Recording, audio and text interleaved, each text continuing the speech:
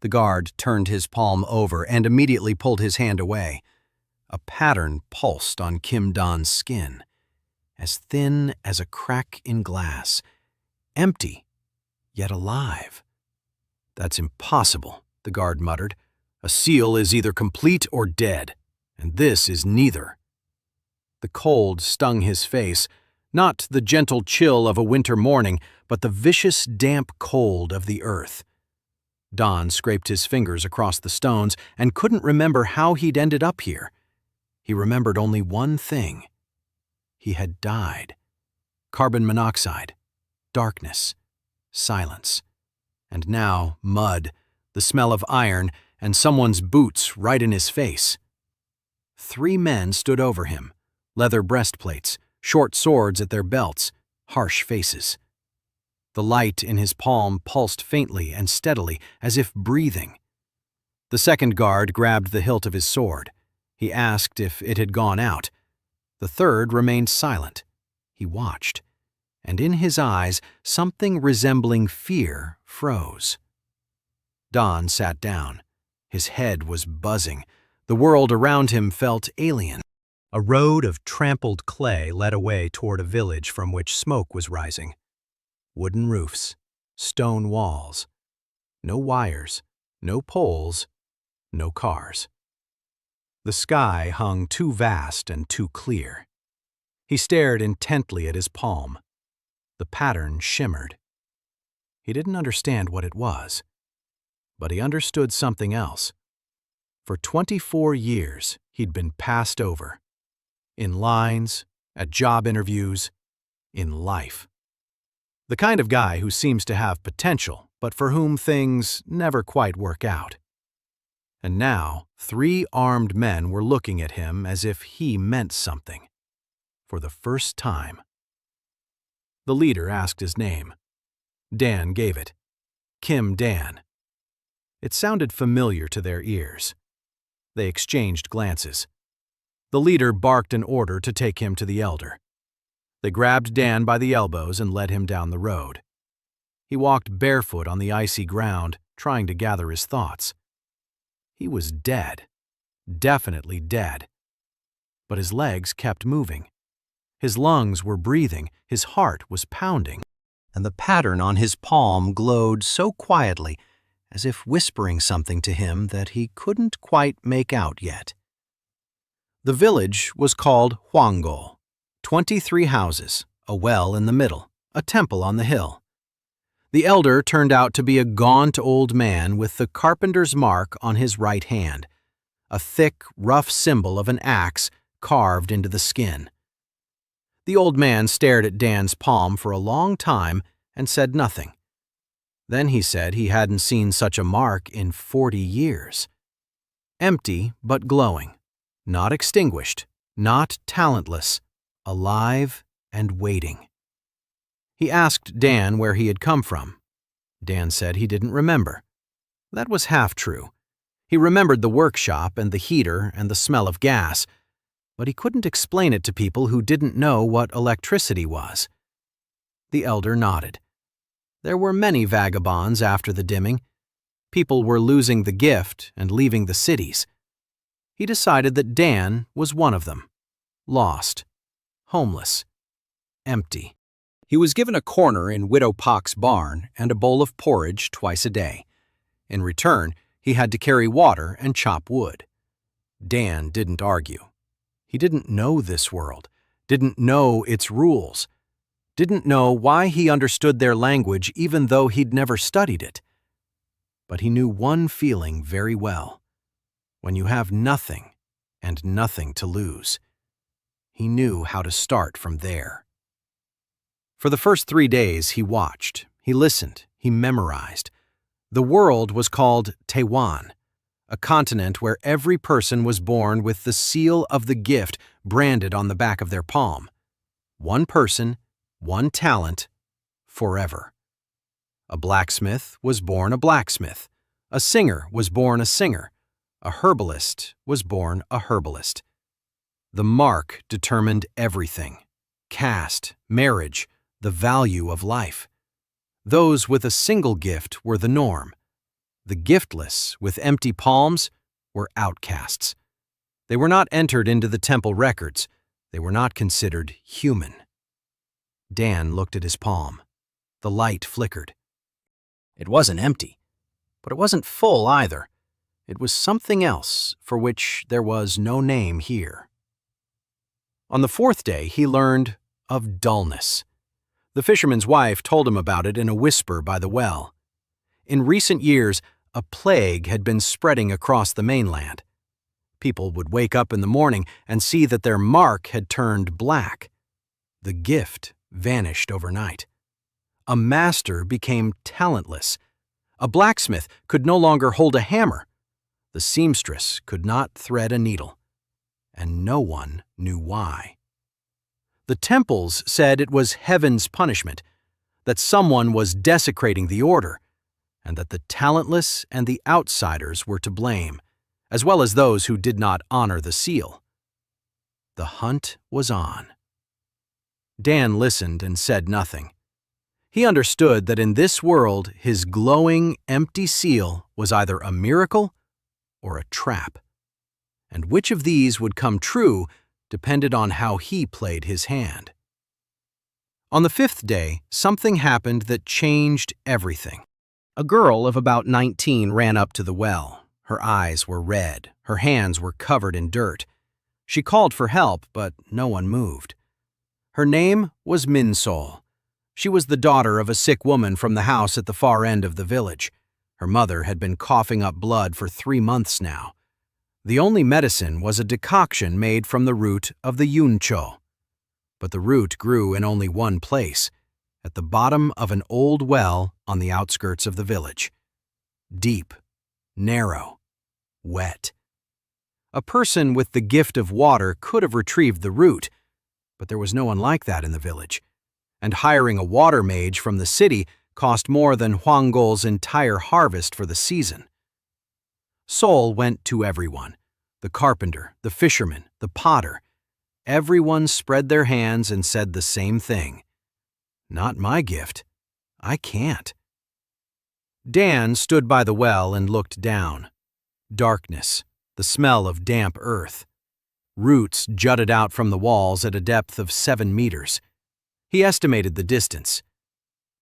He couldn't reach it with his hands. A rope with a bucket wouldn't be enough because the root needed to be pulled out of the clay, not scooped up. He needed a grip. He needed a tool. He needed something this village didn't have. He turned to Saul and asked if she knew how to grind roots for a decoction. Saul was flustered. She was an herbalist. Of course she knew. Dan asked her to show him, right here, right now. Saul didn't understand why, but she took a dry root and a stone mortar out of her bag. She began grinding. Her movements were precise and confident. Her wrist turned at a specific angle. Her fingers applied varying pressure at different points. Dan watched. And at that moment, the mark on his palm flared up. Warmth traveled from his hand to his elbow. He felt something foreign entering his hands. Not a thought, not a word, a movement. He suddenly knew how to grind the yunchu root. He knew what angle was needed, what pressure, what rhythm. He had picked up the technique. Saul didn't notice. No one noticed. But Dan sensed it and froze. His seal could copy. Not the gift in its entirety, but the technique, the movement, the understanding. If the master had shown him sincerely and willingly. His heart began to beat faster. He went to the potter. Old Pak sat at the potter's wheel, shaping a bowl. Dan sat down beside him and asked him to show how he centered the clay. Pak glanced at him but didn't refuse. The old man's hands rested on the wet clay and began to press. The imprint flared up again. Warmth, movement, the understanding of shaping entered Dan like water into dry earth. He went to the fisherman. Nam Te Su was mending a net near his house. Dan asked him to show him how to tie a knot. The fisherman showed him. A flash. Warmth. The technique for tying the net settled on top of the two previous ones. Dan returned to the shed. His head was spinning from the three new skills that lived in his hands like someone else's memories. He sat to the floor and began to think. Not like a master of this world, accustomed to working within the confines of a single gift, but like a man from another world. A man who had dropped out of college 3 times and worked as a rigger and a restorer and a cook's assistant, and always saw connections between things that others considered unrelated. He needed a grip that could be lowered on a rope into a well, one that would open at the bottom, grab the root, and close when pulled up. The principle of a lever, a pulley, a counterweight. He knew this from high school physics, but he had never actually built one with his own hands. And now he had the hands of a potter who knew how to shape clay, the hands of a fisherman who knew how to tie knots, and the mind of a half-baked engineer who could see how things fit together. In 3 hours, he assembled from a clay sinker, a fishing line, and a stick bent according to the lever principle, something that didn't exist in TechVan. A folding grip on a rope, a primitive grapple, 2 prongs of fired clay on a hinge made of knots. It opens under its own weight. It closes when you pull. Ugly, crooked. It worked. He reached the well as the sun was setting. Saul stood there staring into the darkness. Dan lowered the rope-mounted grapple. The clay clattered against the stone at the bottom. He pulled. The prongs closed. The rope tightened. He pulled up a yuncho root. Wet, long, alive. Saul looked at the root and couldn't say a word. People gathered around. The fisherman recognized his knots on the rope. The potter recognized his clay in the teeth. But together, it was something none of them could have done alone. The old carpenter said quietly that the boy didn't have the gift of water. Dan rolled up his sleeves and replied that he didn't need the gift of water. He needed their well, and the 3 people who had agreed to show it to him. Then he took the mortar from Saul. He sat down on the ground and began grinding the root himself. The herbalist's technique worked perfectly in his hands, as if he'd been doing it his whole life.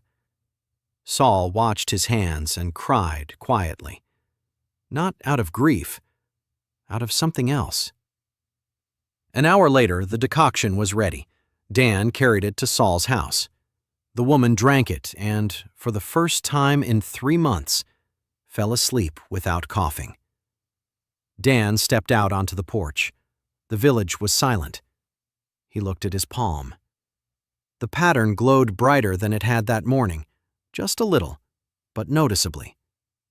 He didn't yet know what his ability was called. He didn't know its rules or limits. But he knew one thing. In that world, he was considered a failure because he could do a little of everything, but nothing to the end. And here, that very thing turned out to be what no one else had. The morning after the well, Dan woke up and discovered he couldn't remember how to tie a fisherman's knot. His hands had remembered yesterday. Today, they were empty. He sat on the edge of the tub and looked at his palms. The mark glowed evenly and calmly. He tried to repeat the motion with which Nam Te Su had twisted the twine. His fingers moved uncertainly. The technique was gone. Not entirely. A shadow remained. But that crystal-clear precision with which he had tied the rope yesterday had vanished, as if water had drained through a sieve. He went outside. The morning was cold and gray. He tried the potter's shaping technique. That was weaker too. That was blurry too. But the technique of grinding roots remained firmly in place, just as clear as yesterday. Dan stopped. He thought. The difference was in one thing. He had ground the root himself, made a decoction, brought it to the sick woman. He used the knots and clay for the grapple, But the grapple was a means, not an end. He hadn't made an object for the fisherman. He hadn't made an object for the potter. He had taken their techniques, used them, but he hadn't given anything back to them personally. The seal sensed this. The techniques with which he hadn't helped a specific person cooled overnight. Those with which he had helped remained.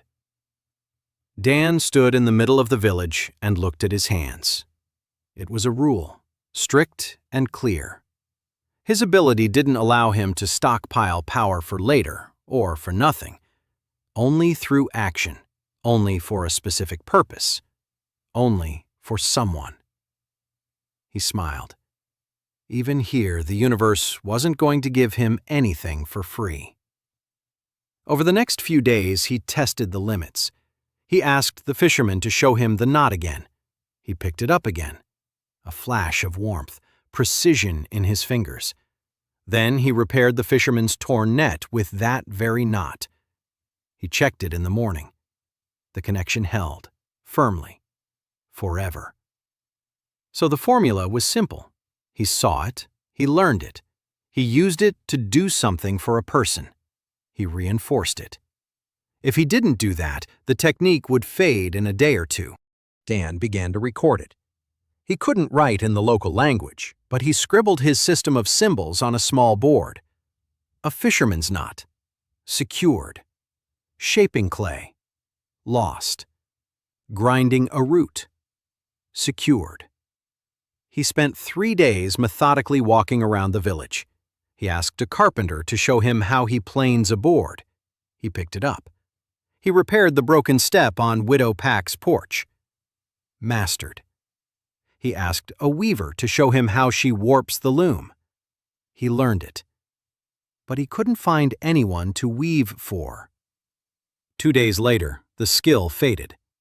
The seal worked like a contract. You get the skill for free, but pay with a deed.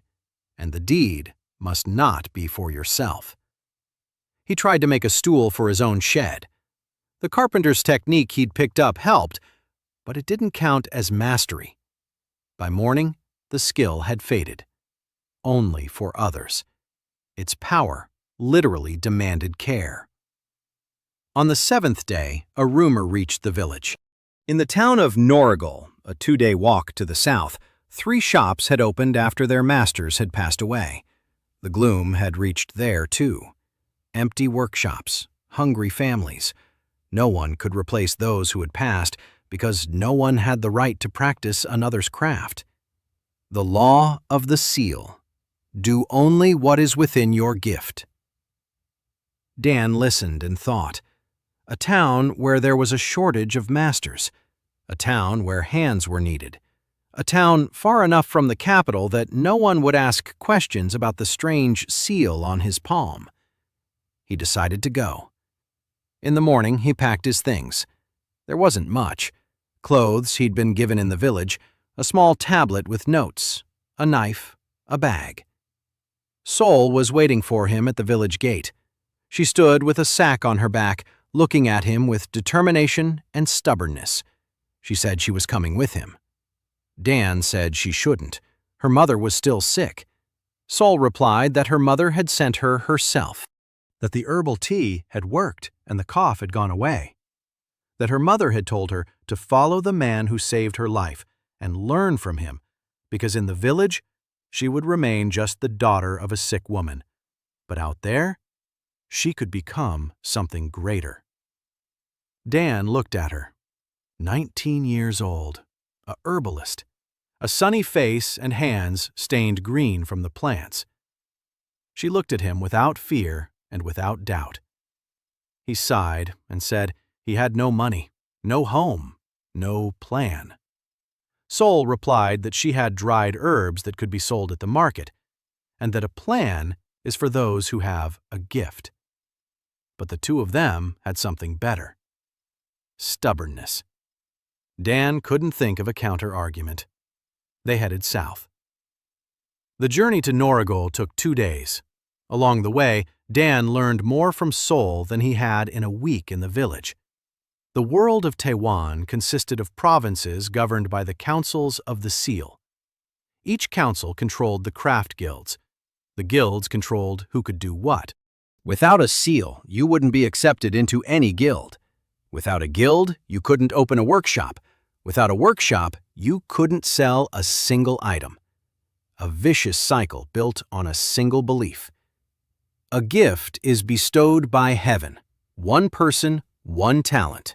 Period. Dan asked what happened to those who had lost their gift.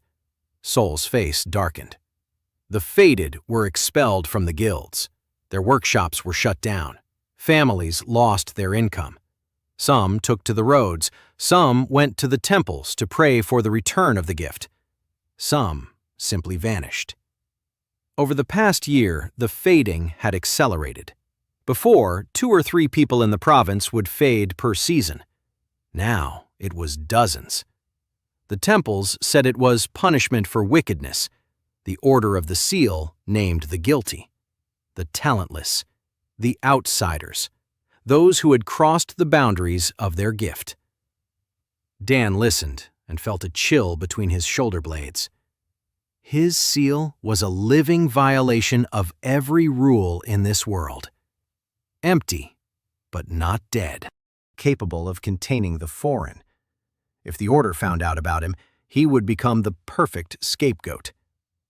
The source of dullness, a thief of gifts, a heretic. He told Sol not to tell anyone about what she had seen by the well. Sol nodded. But something burned in her eyes that told him she was proud of what she had seen, and it would be very hard for her to keep silent. Noragol turned out to be a town of 5,000 people. Stone walls, a market square, 3 temples. The craftsmen's quarter took up a third of the town.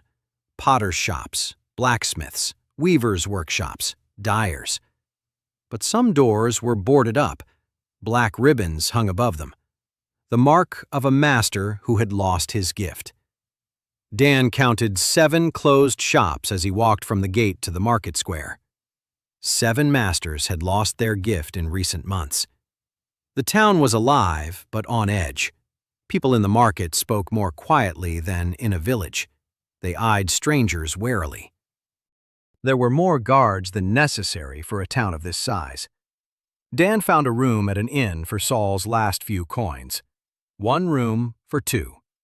A thin fabric partition between the bunks. Sol said it was indecent. Dan replied that poverty was more indecent. In the morning, he went to the market and started looking for work. No one would hire a man without a guild badge. He tried to get hired as a porter. Rejected. As an apprentice. Rejected. He showed his hands and said he knew how to fix things. They asked him what his gift was. He showed his palm. The merchant saw the glowing, empty seal and stumbled. He called a guard. Dan left quickly. Here, his seal was no miracle. Here, it was a brand. For 3 days, he knocked on doors and received rejection after rejection. Every time, the same question. Show your seal. Every time, the same result. Go away. On the 4th day, his money ran out completely. Sol sold the last of the herbs, but that was only enough for 1 day. Dan sat on the steps of the inn and looked at the city that needed craftsmen, but wouldn't accept a man without the right mark on his hand. He clenched his fists. He knew that feeling. He'd lived with it for 24 years. The world tells you that you don't fit in, that you don't have the right document, the right diploma, the right line on your resume. And it doesn't matter what you can do. What matters is what's written down. But he knew something else, too. When the front door is closed, there's always a back way in. He stood up and headed for the craftsman's quarter, not the open shops, the boarded-up ones. By evening, he had found what he was looking for. A former tinsmith's workshop on the outskirts of the craftsman's quarter. Small, dark, with a hole in the roof and rats in the corner. The owner had passed away 4 months ago and left town.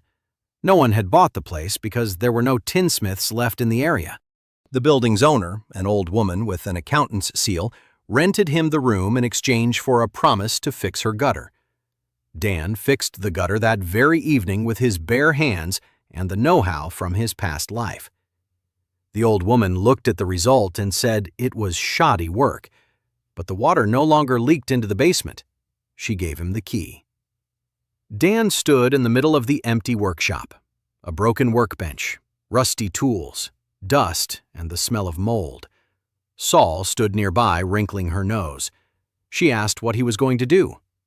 Dan looked at his hands, then at the workshop, then at the city outside the window. A city full of broken things and broken people. He said he was going to fix things, whatever they brought him. No guild badge, no seal, no permit. Saul said it was illegal. Dan replied that starving to death wasn't exactly law-abiding either.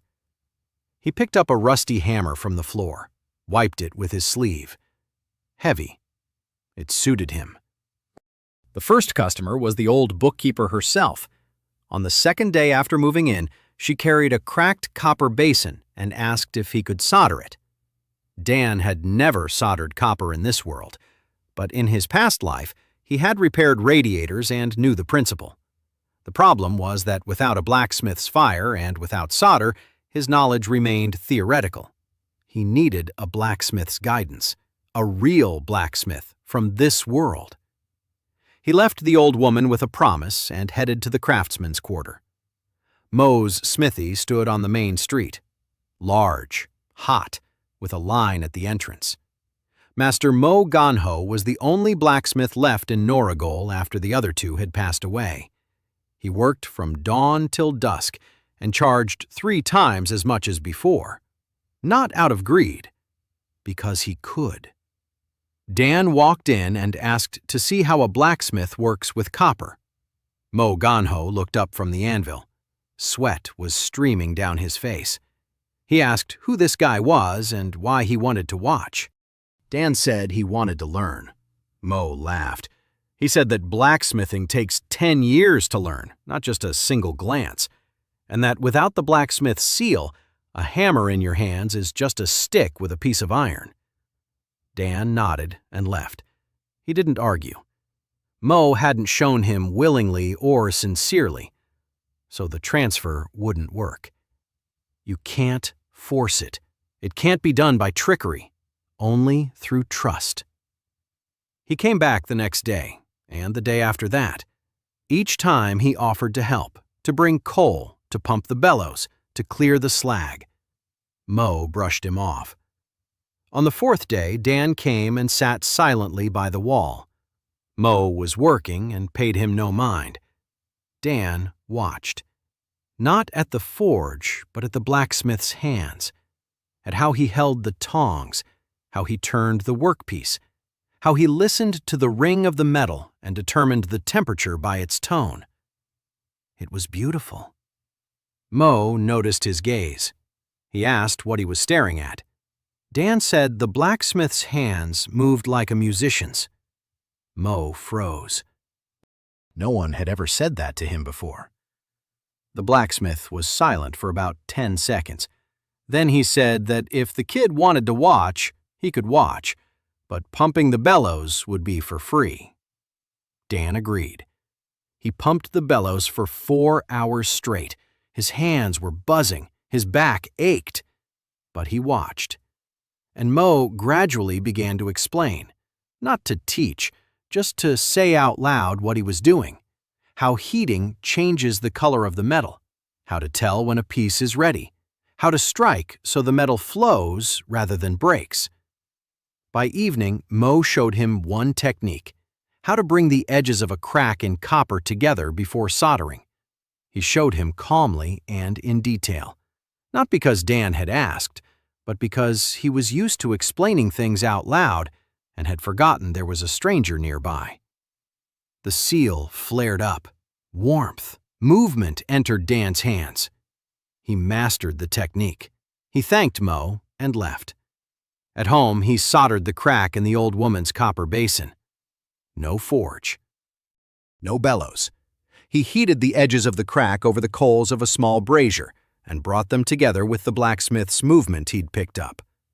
The work was rough. The seam was uneven, but the basin no longer leaked. The old woman examined it and said she'd seen better work, but she didn't have the money for a new basin, so this would have to do. She paid him 3 copper coins, the first money he'd ever earned in this world. Dan held them in his palm and stared at them. 3 copper coins. In his past life, he'd earned 18,000 a month. Pennies, too. But he had earned these 3 pennies with a skill he didn't fully understand, and it was only the first day. Word spread within a week, not through advertising or classifieds, through the old bookkeeper who told her neighbor. The neighbor told her friend. The friend came with a cracked pot.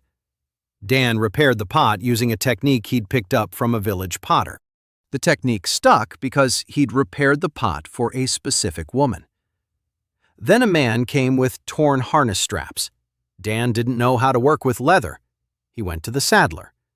Saddler Quan was a grumpy old man who was annoyed that people came to him with all sorts of trifles. Dan proposed a deal. He would fix the trifles so the saddler wouldn't be distracted from his expensive orders. In return, Quan would simply show him one technique for working with leather. Quan agreed, not out of kindness, out of calculation. He showed him how to cut a belt so the edge wouldn't fray. A spark ignited. The technique was mastered. Dan repaired the harness and returned it to the owner. The technique was solidified. Every new client was a double gain, income and skill.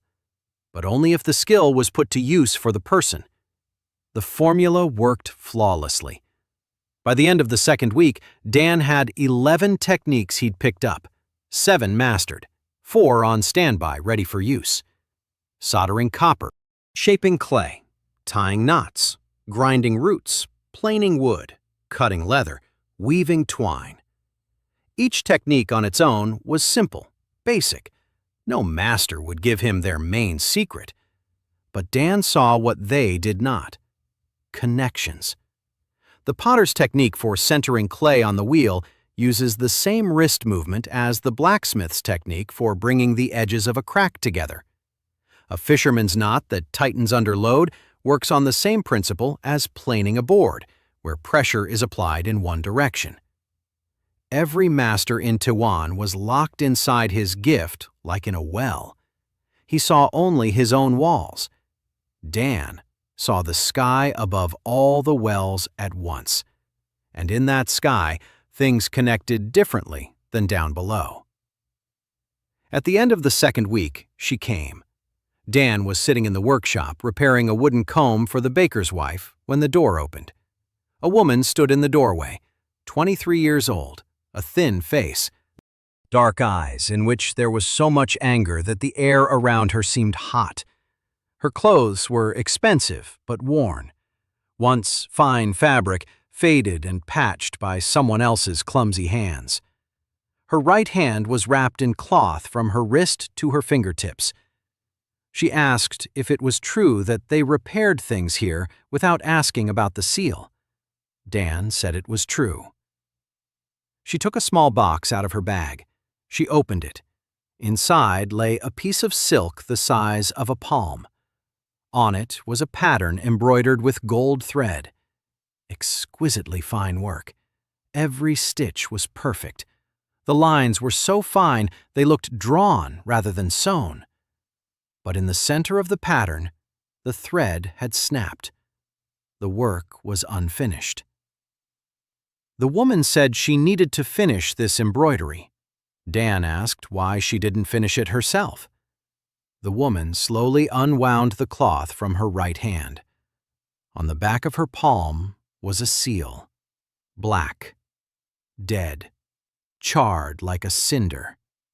The seal of the gold seamstress, burned out and extinguished. Next to the seal, her fingers trembled slightly, not from the cold, from the fact that her muscles no longer obeyed her as they once did. She was extinguished. So Yuna, the province's former best gold embroiderer. She said this was the last order she'd taken before the seal burned out, a wedding pattern for the city judge's daughter. If she didn't finish it, she'd have to return the advance. And she no longer had the advance. She said this in an even voice, without self-pity, with the calm fury of a man who has nothing to lose and who hates everyone who might lose something. Dan looked at the unfinished embroidery. Every stitch screamed of a mastery he didn't possess and could never possess. He didn't know how to embroider. He didn't have that technique. And even if he did, work of this caliber required not just one technique, but hundreds, years of practice, an innate understanding of thread and fabric. A gift. He looked up at Yuna. She was looking at him and waiting for a refusal. She was used to refusals. Dan said he couldn't finish the embroidery for her. Yuna nodded. She began to wrap up the box. Dan said he wasn't finished speaking. He said he couldn't finish the embroidery, but he could try to make it so she could finish it herself. Yuna stopped. She asked how. Dan answered honestly that he didn't know yet, but that he would figure something out. Yuna was silent for a long time. Then she said she had 10 days until the order was due. If he hadn't figured it out in 10 days, she would take the box and disappear. She left without saying goodbye. Dan sat in the empty workshop and stared at the door behind which she had disappeared. Sol emerged from behind the partition where she had been sorting herbs. She said that this woman was very mean. Dan replied that she wasn't mean, she's just scared. Sol asked how he planned to help the fated embroiderer. Dan looked at his hands, then at the tools in the workshop, then at the ceiling.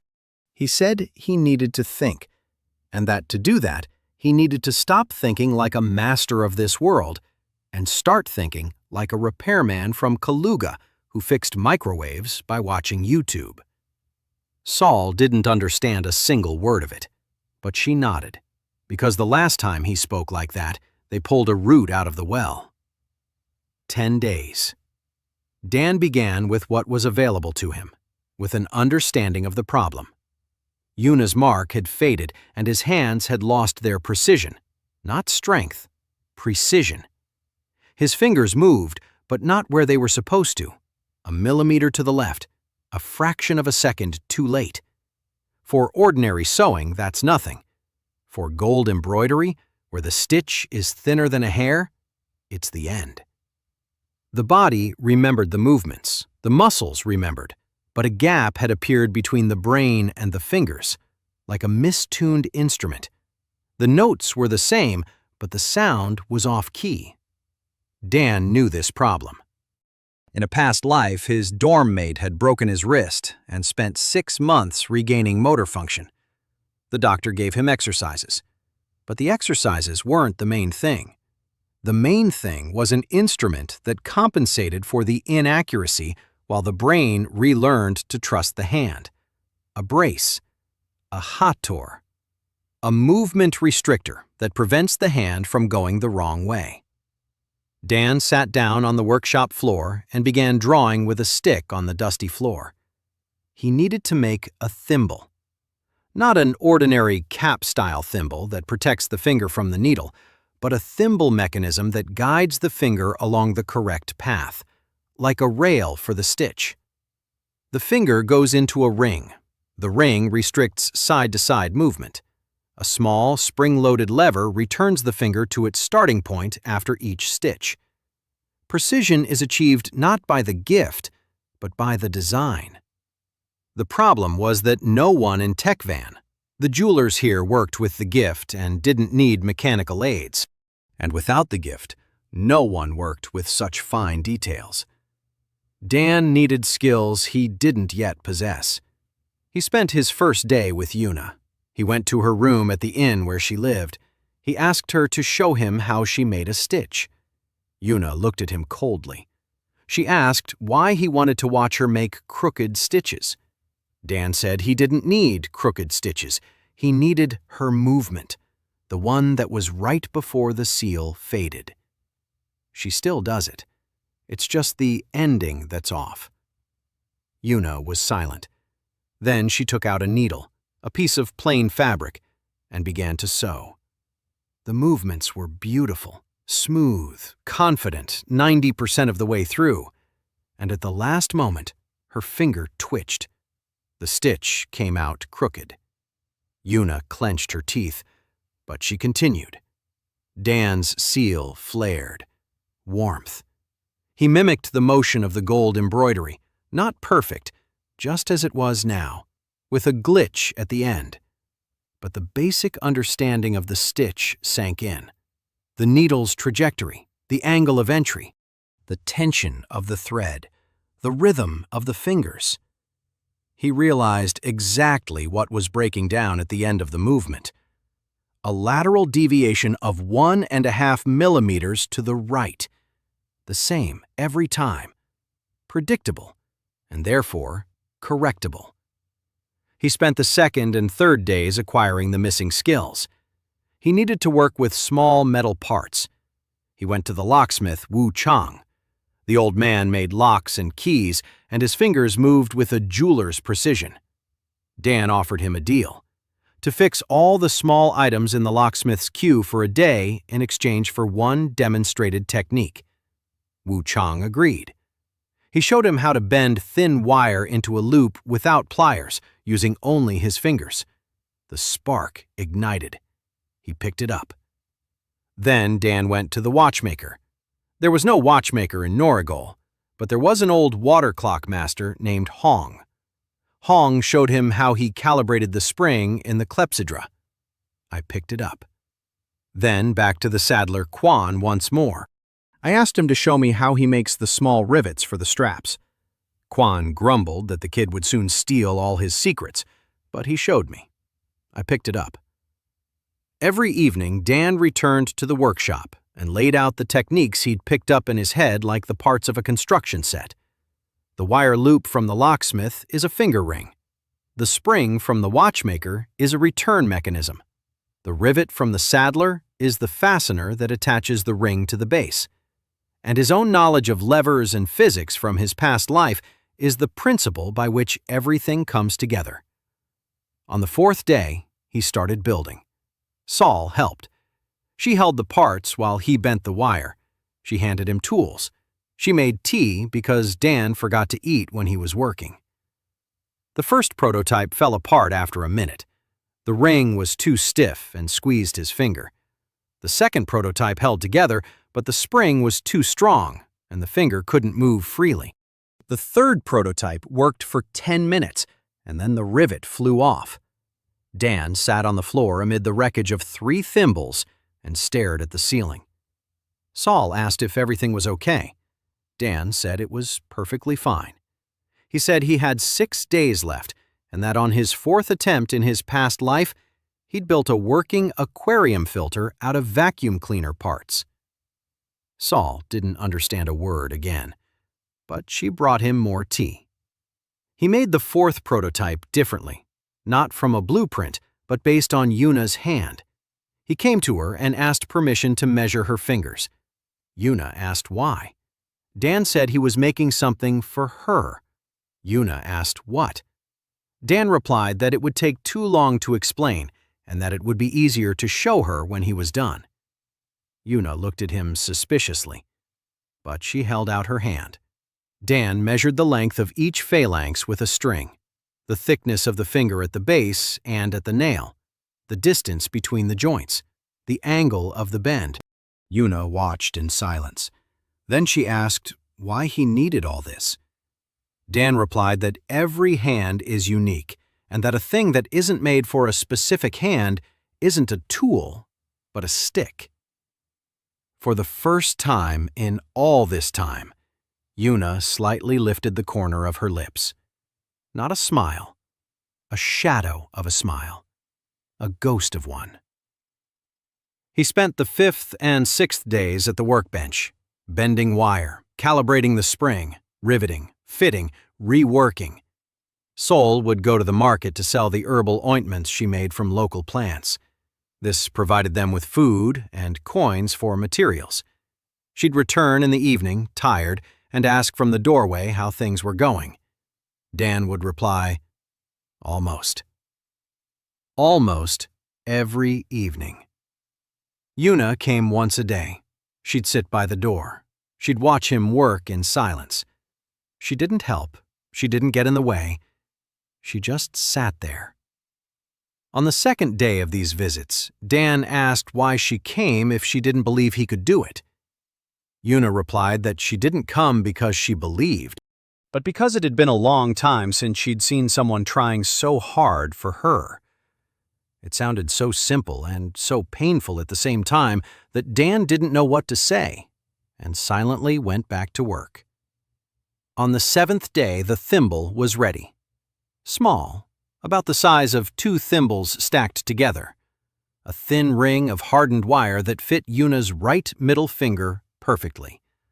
Side stops that prevented her finger from veering to the right by those very 1.5 millimeters. A return spring that gently pushed her finger back to its starting position after a stitch. A tiny lever that Una could pinch with her pinky to disengage the restriction when it wasn't needed.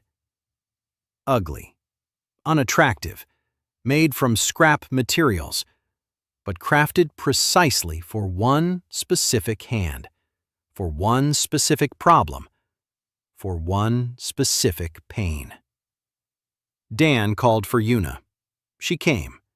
He slipped the thimble onto her finger. He tightened the ring, asked if it was too tight. Una wiggled her finger. No, it wasn't tight. Dan gave her a needle, a piece of fabric, and told her to try. Una looked at him, at the thimble, at the needle, and began to sew. The first stitch fell straight. Her finger twitched to the right at the end of the movement, but the stopper wouldn't let it go. The stitch landed exactly where it was supposed to. Una froze. The second stitch, even. The third, even. The fourth. She sewed, and with every stitch her movements grew more confident, not because the thimble was doing the work for her. It was just preventing her from making mistakes. Her hands were doing the work. Her muscle memory, her 20 years behind the needle. None of that had gone anywhere. It was just that the final millimeter was now controlled by the mechanism, not the gift. On the 10th stitch, Una stopped. She looked at the even line on the fabric, the first even line in 6 months. Her fingers trembled, but not from a mistake, from something else. She lifted her head and looked at Dan. Her eyes were shining. She didn't say anything. She just kept sewing. Sol stood in the corner, quietly pressing her palms to her face. Dan turned away and began clearing the workbench. A lump formed in his throat. He told himself that he'd just made a thimble, that it was just wire and a spring, that it was nothing special. But the mark on his palm burned bright and steady, and the gold embroidery technique he'd learned from Una had taken root firmly, because he hadn't used it for himself. He used it to understand what the problem was. To make something for her. A tool not for the world, for one person. Una sewed until dark. Then she silently gathered the fabric and the thimble. She stood up. She walked over to Dan, and she bowed, low, slowly, the way one bows to a master. Dan told her not to bow, that he wasn't a master, but a half-baked amateur who'd cobbled something together out of wire. Una straightened up, looked him in the eyes, and said he was an idiot if he thought it was all about the wire. Then she left. Dan stood in the workshop and stared at the closed door. Sol came over and said that it seemed like that angry woman wasn't so angry anymore. Dan replied that she had never been angry. She had been broken, and now she was fixed. Not by Jerome, by metal and stubbornness. Una finished the wedding pattern in 3 days. She worked in Dan's workshop from morning till night, silently, intently. A thimble mechanism on her finger, a needle in her hand. Golden thread lay stitch by stitch on the silk, and the pattern came to life. Saul brought her food and tea, and Una ate without taking her eyes off her work. Sometimes she would stop and stretch her hand. The thimble didn't make her the same as before. It compensated for the malfunction, but didn't fix it. Her hand grew tired faster than before. Where an hour of continuous work used to suffice, she now needed a break every 20 minutes. But the stitches lay even, and that was what mattered. On the 3rd day, the pattern was finished. Una laid the silk on the table and stared at it for a long time. Then she turned to Dan and said the work was ready, and that it was no worse than before the light went out, maybe even better, because she had put 10 times more effort into every stitch.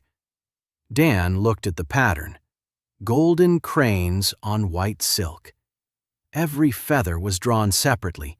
The wings were curved so that they seemed alive. He didn't know much about embroidery, but he recognized beauty when he saw it. It was beautiful. Una took the order to the judge. She returned an hour later, debt-free, with a pouch of silver in her hands and a strange expression on her face. She said the judge had examined the work and found not a single flaw. He asked how she had finished it when everyone knew she had faded. Una showed him a thimble. The judge examined it for a long time. Then he asked who had made it. Una named Dan. The judge asked which guild he belonged to. Una replied that he belonged to none. The judge paused and said, "That would be a problem." Una didn't bother explaining the details. She simply gave Dan half of her earnings. Dan refused.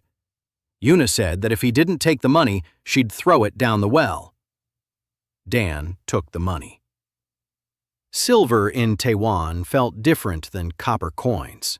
Heavier, more substantial. You could live off these coins for a month, buy supplies, fix things, expand. Sol jumped for joy and said that now they could buy real food instead of porridge and dry flatbreads. Una sat in the corner and silently cleaned a thimble with a soft cloth. Dan noticed that she hadn't left after she paid. She stayed. She didn't say why, she just stayed.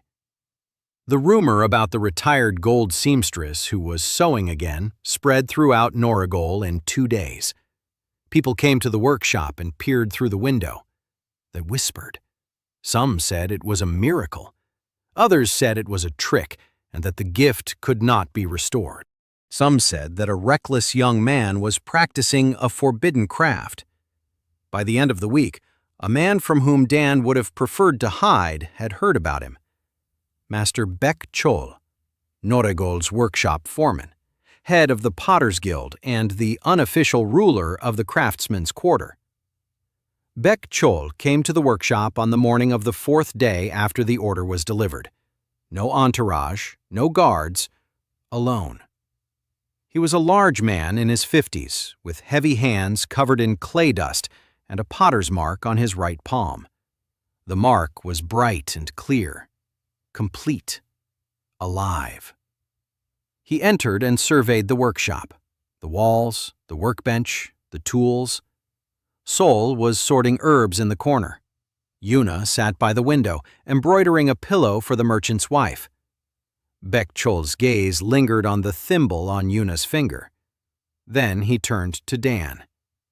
He asked who had given him the right to open the workshop. Dan replied that no one had. Bek asked which guild he belonged to. Dan replied that he didn't belong to any. Bek asked what his seal was. Dan showed his palm, an empty, glowing pattern. Beck looked at him for a long time. His face showed neither anger nor surprise, only the heavy calm of a man accustomed to solving problems. He said that in Norigol, one cannot work outside the guild. It is the law. He said that a fine is imposed for a violation. For a repeat violation, confiscation of tools. A third offense would result in expulsion from the city. Dan was silent. Beck continued. He said he'd heard about the thimble, that a device allowing a fated to embroider without the gift raised questions, not about skill, about order. If a single fated could circumvent the loss of the gift, did that mean the gift was optional? If the gift isn't necessary, then what's the point of the guild? If the guild isn't needed, then what's the foundation of order? He wasn't threatening. He was explaining, calmly and logically, like a man who sees a crack in the wall and describes how the house will collapse. Dan listened. He understood Beck's logic, and that was the problem. Beck wasn't a villain. He was an old man who had spent his whole life building a system based on rules, and was now watching a guy without the mark break those rules. His fear was real. If Dan was right, and the gift could be bypassed, then Beck's life's work would be devalued.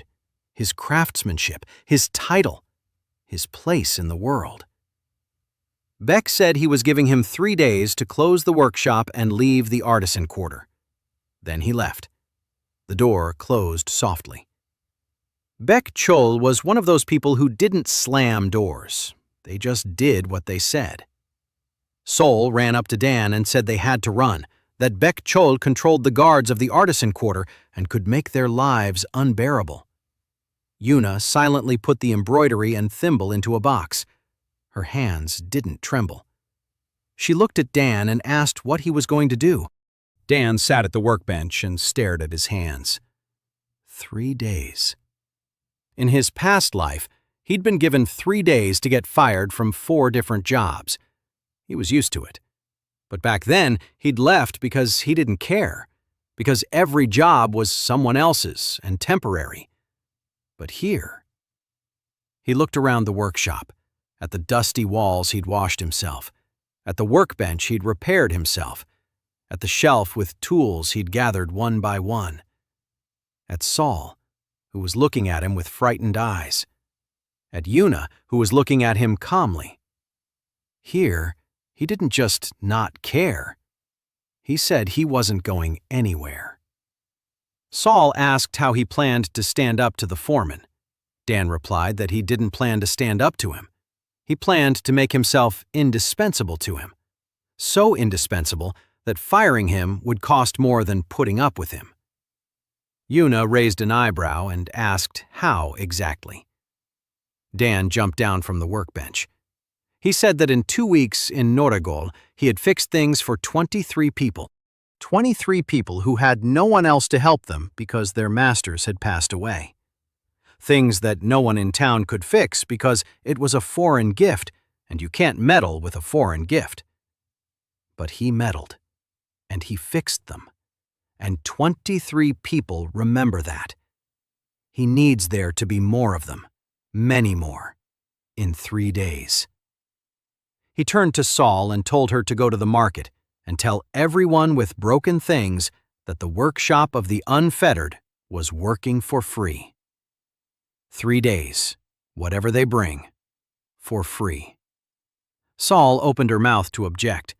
Dan said he hadn't gone mad, that money wasn't the goal. The goal was the people who would stand between him and the torches when they came for him. Because in a world where you can be burned for heresy, the only protection is to be the one without whom people are worse off. Yuna looked at him.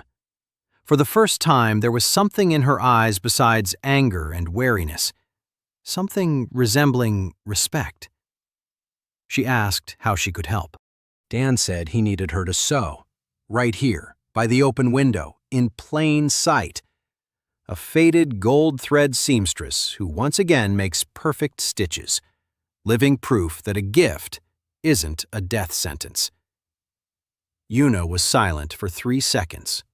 Then she took a thimble out of the box, put it on her finger, and sat down by the window.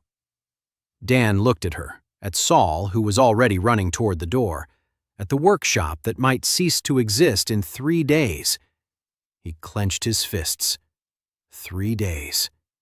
He'd done worse. The first of the 3 days began before dawn. Dan hadn't slept. He laid out all the tools he had on the workbench and went over the techniques he'd learned.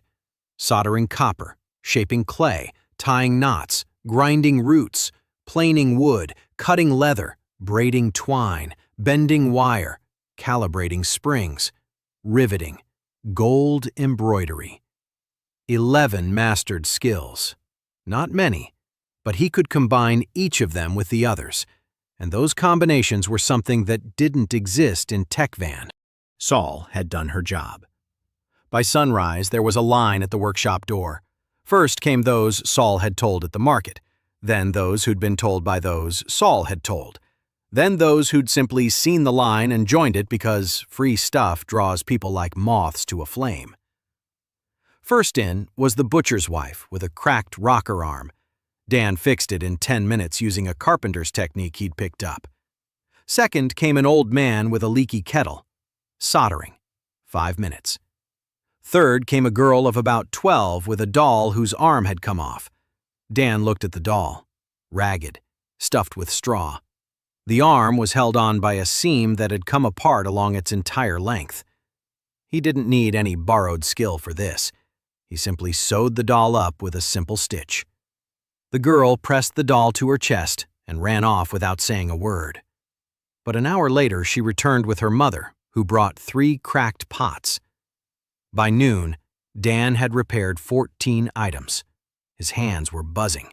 His back ached from sitting without moving. Saul handed him tools and carried away the finished items.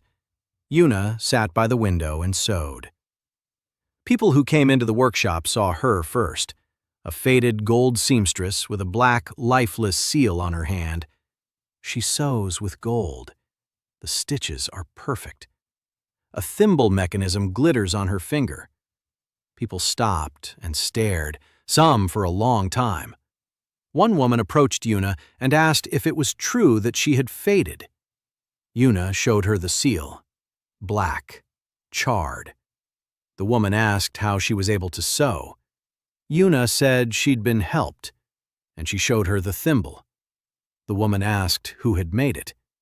Yuna nodded toward Dan, who at that moment was soldering the bottom of a bucket and was covered in soot up to his elbows. The woman looked at him, at his glowing, empty seal, and she said quietly that her husband's gift had faded 3 months ago. He had been a carpenter. Now he sits at home and doesn't go out. He doesn't eat. He doesn't speak. She asked if Dan could help him too. Dan looked up. He looked at her. The woman was about 40, tired, with the red eyes of someone who cries at night. He said he'd try, but first he needed to see exactly what her husband had lost.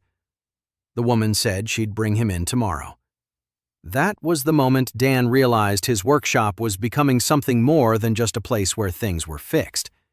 It was becoming a place where broken people came. By the end of the first day, he had repaired 21 items. 3 pots, 2 kettles, a rocker, 4 belts, 6 leather bags, 2 wooden chairs, a doll, a sickle with a rickety handle, a mirror in a cracked frame. Dan collapsed onto the cot and fell asleep fully clothed. Saul covered him with a blanket. Yuna silently placed a mug of water and a piece of bread for the morning next to him. They exchanged glances. Saul whispered that he looked like a man trying to hold back an avalanche with his bare hands. Yuna replied that the avalanche hadn't started yet. The second day. The line was longer. Word of the free repairs had spread throughout the city. People came from the lower quarter where the poor lived. They brought items they couldn't afford to have repaired by guild masters. Pots with holes, torn saddles, broken spinning wheels. Dan worked without a break. Each repair required a specific technique. He'd used some techniques for the 5th time, and they felt as natural as his own hands. Some techniques were missing. A woman brought in a cracked clay flute. Dan didn't know how to work with musical instruments. He didn't know how the crack affected the sound.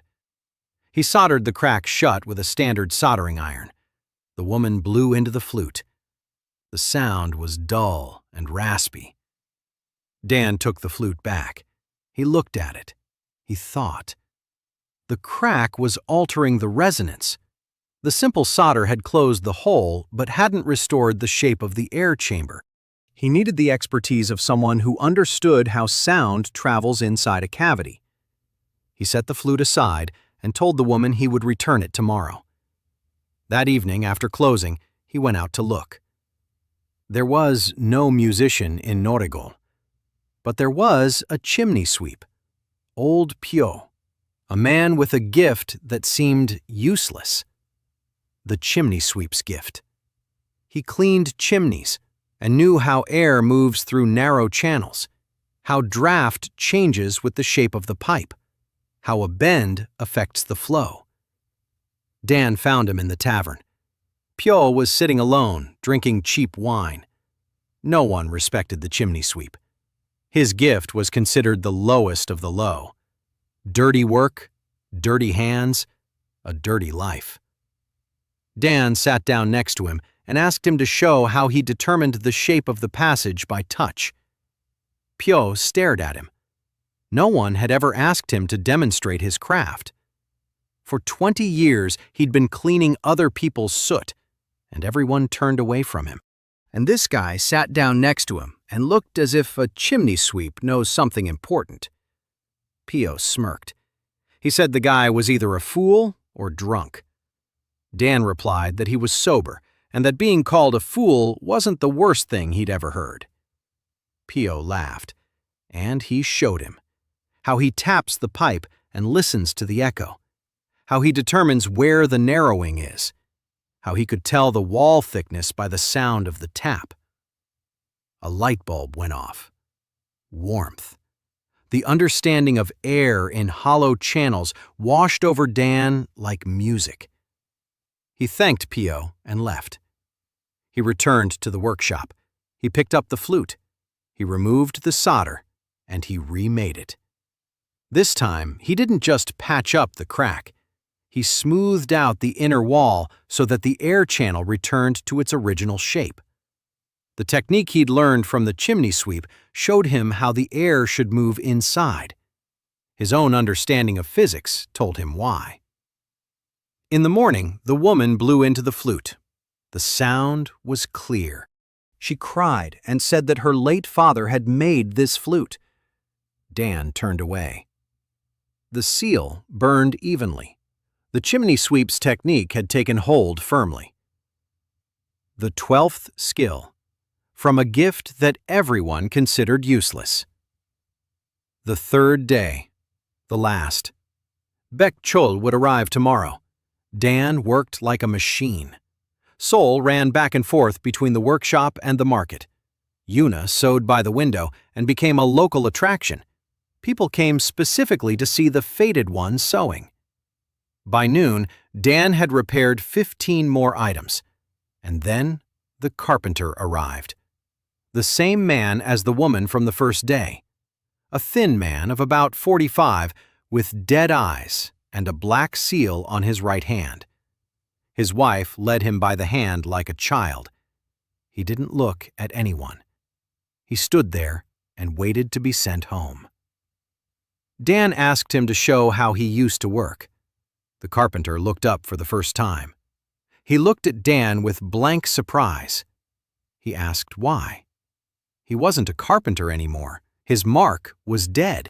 Dan said he didn't need the mark. He needed hands. Hands remember. The carpenter was silent. Then he slowly picked up a piece of wood from the table and began to plane it. Not with a knife. He simply ran his fingernail along the grain, showing the direction. Then he showed how he pressed the board with his knee, how he listened to the wood, how he determined where a knot was and where a clean line was. The movements were slow and uncertain, but they were correct. Dan's mark flared, a cabinet maker's touch, different from a village carpenter's touch, more refined, more precise, an understanding of the wood's structure at the grain level. Dan absorbed it. The cabinet maker stopped and looked at his hands, at the black mark.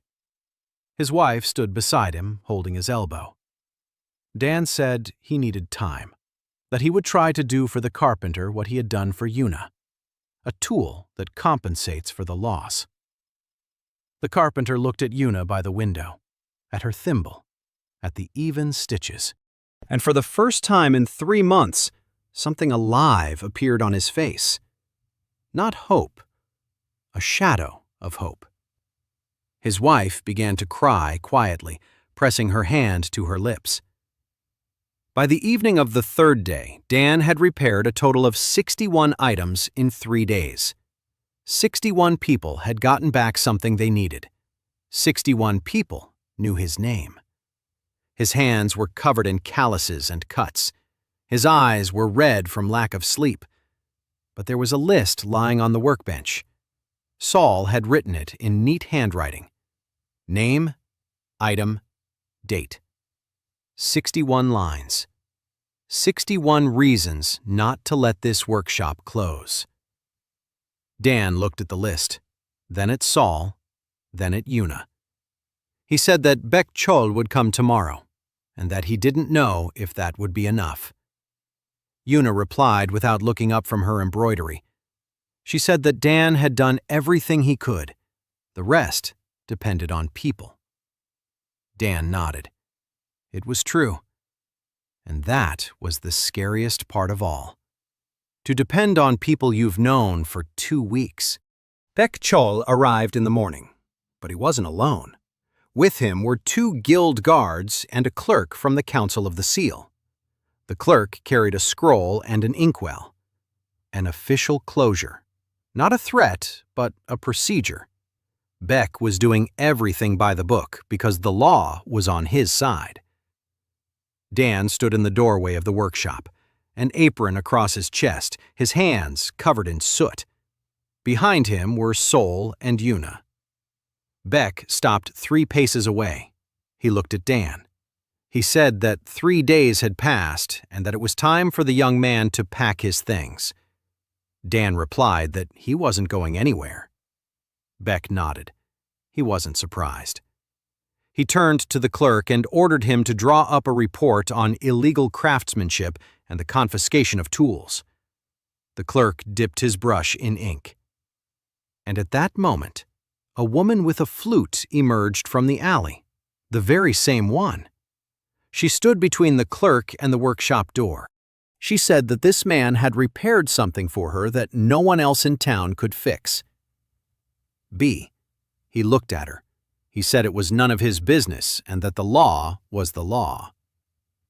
An old man came around the corner carrying a repaired pot. He stood next to the woman. He said that without this guy, his wife would have been cooking soup in a pot with holes in it. Behind him came a girl with a doll. Behind her, the butcher and his wife. Behind them, 3 more. And 5 more. People emerged from alleys and doorways and gathered by the workshop. Not in a crowd, not in formation, just one after another, each with an object in their hands. Repaired. Working. Needed. Bek Chol stood and watched. The scribe lowered his brush. The guards exchanged glances. By the end of half an hour, more than 40 people were standing in front of the workshop. Not all 61. Some were afraid. Some didn't find out in time. But 40 was enough. 40 residents of Norrigal who silently watched the workshop foreman and waited. Bek Chol was a smart man. He understood that 40 people in the square were neither a riot nor a threat. It was worse. They were witnesses. If he shut down the workshop by force, tomorrow the whole town would know that the foreman had taken away the master who repaired their belongings for free. and in a week, the province would find out. And in a month, the Council of the Seal would start asking questions not about the untrustworthy master, but about the foreman who had stirred up trouble out of thin air. Beck was silent for a full minute. Then he said the workshop could operate, temporarily, under the guild's supervision, until the press council's decision. Dan nodded. Beck turned and left. The scribe put away the scroll. The guards followed. The crowd didn't disperse for a few more minutes. Then people began approaching Dan one by one, to shake his hand, to nod, to pat him on the shoulder. The butcher said that if anyone touched the workshop, they'd have to deal with his cleaver. The butcher's wife smacked her husband on the back of the head and told him not to talk nonsense, but she smiled. When everyone had left, Dan sat down on the threshold. His legs wouldn't hold him up. Saul sat down next to him and said it had been incredible. Una stood in the doorway looking out at the street. She said it was only the beginning, that Beck had retreated but hadn't given up, and that temporary meant they had time, but not forever. Dan knew she was right. He'd won the battle, but not the war. Beck would return, with paperwork, with the law, with the council. And next time, 40 people with pots might not be enough. That evening, Dan spoke to Una for real for the first time. Not about work, not about orders. Saul had fallen asleep in the corner, curled up on sacks of herbs. Una sat at the workbench, cleaning her needles. Dan sat across from her, sharpening a knife. Una asked where he was really from. Dan was silent. Then he said, from a place no one here knows. Una said that wasn't an answer. Dan said she wouldn't believe the full answer. Una replied that she was a faded gold thread seamstress who sewed using a wire thimble made by a reckless vagabond. Her threshold of belief had long since shifted. Dan smiled. And he told her. Not everything, but enough. That he was from another world. That there were no seals or gifts there. That there, people study whatever they want and change careers 10 times over the course of their lives. That he himself had changed careers so often that he was considered a failure. That he had died in his sleep from gas poisoning and woke up here face down in the mud. Una listened in silence. She didn't interrupt. She didn't laugh. When he finished, she was silent for a long time. Then she said one thing.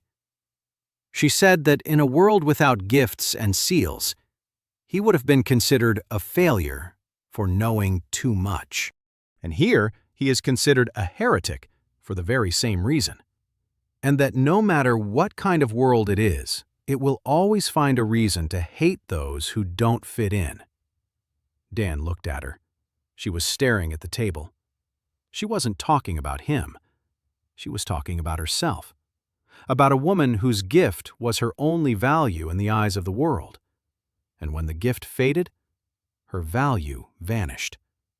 She was written off, just as he had been written off in that world. For different reasons, with the same result. Dan said she was wrong, that he wasn't valued here for knowing how to do a lot, but for doing specific things for specific people.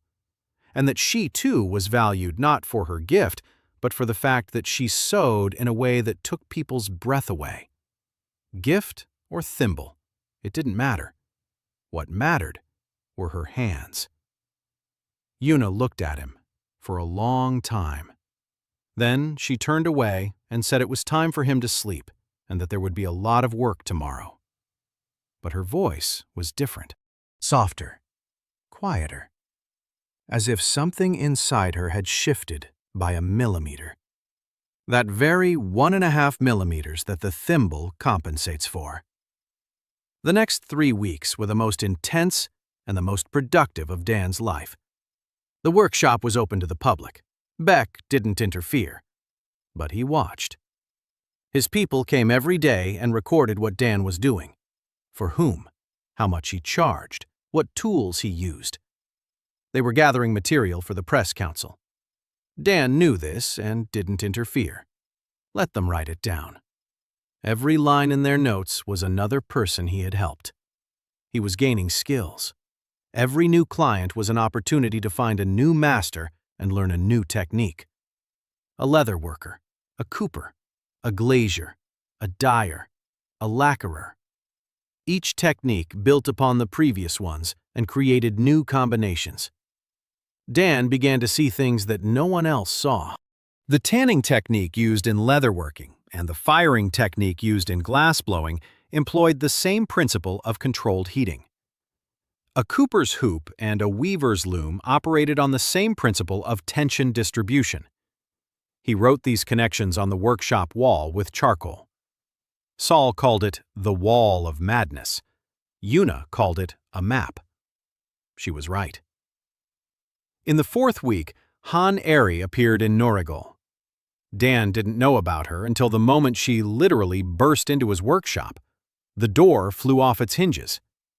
Standing in the doorway was a 20-year-old girl in tattered leather armor, a spear in her hand, and blood on her cheek. Behind her, 4 men with swords were running down the street. She turned to face them. The spear settled into a fighting stance. The movement was precise and deadly fast. Dan saw the steel flash in the morning light and how the 4 pursuers stopped in unison. The girl stood between them and the door, and every line of her body said she would kill the first one to step closer. But no one stepped forward. They exchanged glances, turned around, and left, quickly, without looking back. The girl lowered her spear. Her knees buckled. She grabbed the doorframe and slowly slid to the floor. Only then did Dan see the second wound, a long gash across her left side, deep. Blood had soaked through her shirt and was dripping onto the floor. Saul was already running over with rags and herbs. Una picked up the spear so it wouldn't be in the way. Dan knelt down next to the girl and pressed the cloth against the wound. The girl looked at him with glazed eyes. She asked whose workshop this was. Dan said it was his. The girl asked if it was true that they didn't ask about the seal here. Dan said it was true. The girl said, "All right," and lost consciousness.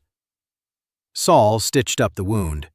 The herbalist's hands worked with confidence and calm. Dan held the girl by the shoulders while Saul applied a bandage made of herbs that stopped the bleeding and killed the infection. An hour later, the girl came to. She lay on the cot and stared at the ceiling. She introduced herself. Han Eri, a spearwoman, formerly. Banished from the Han clan for disobeying an order. She said this flatly and without emotion, as if reading a shopping list. Dan asked what order. Eri said she had been ordered to kill a prisoner, a boy of about 15 from a hostile clan. She refused. The boy ran away. She was exiled. Those 4 on the street were bounty hunters sent by the clan, not to bring her back, to eliminate her. An outcast with a combat gift is a disgrace that must be erased. Dan asked why she hadn't killed them. 4 against 1, she could have handled it. He'd seen how she moved. Eri looked at him, for the first time with expression, with bitterness. She said that was exactly why she'd been exiled, because she can kill, but doesn't want to. The gift of combat was given to her at birth. The desire to kill was not, and the clan decided that was a defect. Eri stayed, not because Dan invited her. She simply didn't leave. On the second day, she got up from the cot and silently began to repair the door she had broken herself. On the third, she went outside and sat at the entrance to the workshop with a spear on her knees. When Dan asked what she was doing, Eri replied that she was standing guard. Dan said he didn't need a guard. Eri replied that his seal was empty and he had no combat skills, and that he wouldn't survive a week if someone serious wanted to kill him. Dan wanted to argue, but couldn't. She was right. Yuna looked at Eri and said it was getting crowded in here. Eri looked at Yuna and said she wouldn't take up much space. Sol brought Eri a bowl of porridge and asked if one serving would be enough. Eri ate 3. Sol looked at Dan with an expression that said the food budget had just tripled. On the 5th day after Eri's arrival, Dan made something for her. Not because she asked. She hadn't asked for anything. But he'd seen how she handled the spear. A heavy battle spear 2 meters long. She carried it everywhere, to the workshop, to the market, to the well. She slept with it by her side. The spear was a part of her. But a spear is a weapon, and every person on the street seeing a girl with a battle spear would flinch and step aside. Children ran away, old people frowned. Eri pretended she didn't care, but Dan saw how she gripped the shaft tighter when someone pulled a child away from her. He asked her to show him how she held the spear in battle. Eri asked suspiciously why. Dan said he wanted to understand the balance. Eri went out into the courtyard and demonstrated. 3 strikes, 3 blocks, a turn, a sweep. The movements were perfect, absolutely polished. The spear in her hands was an extension of her body. Dan's mark flared. He hadn't learned a combat technique. He had grasped the concept of balance. How weight is distributed along the shaft, how the pivot point shifts upon impact, how the body works in tandem with the weapon. It was like understanding a lever from physics, but deeper, more subtle, more alive. In 2 days, he made her a new spear. Not a combat spear, a folding one. 3 sections on hinges that locked into place with a twist. When folded, it looked like an ordinary cane, smooth, wooden, harmless. 1 twist, and the cane unfolded into a full-size spear. Another twist, and it became a cane again. Dan used 4 skills he'd picked up for this: a carpenter's understanding of grain for the shaft, a locksmith's hinge technique, a cooper's hoop for the fasteners, and the balance he'd learned from Eri, so the pivot point remained correct even when folded. He gave her the cane that evening. Eri turned it over in her hands. She pressed it. She twisted it. The cane unfolded into a spear. She swung it. The balance was right.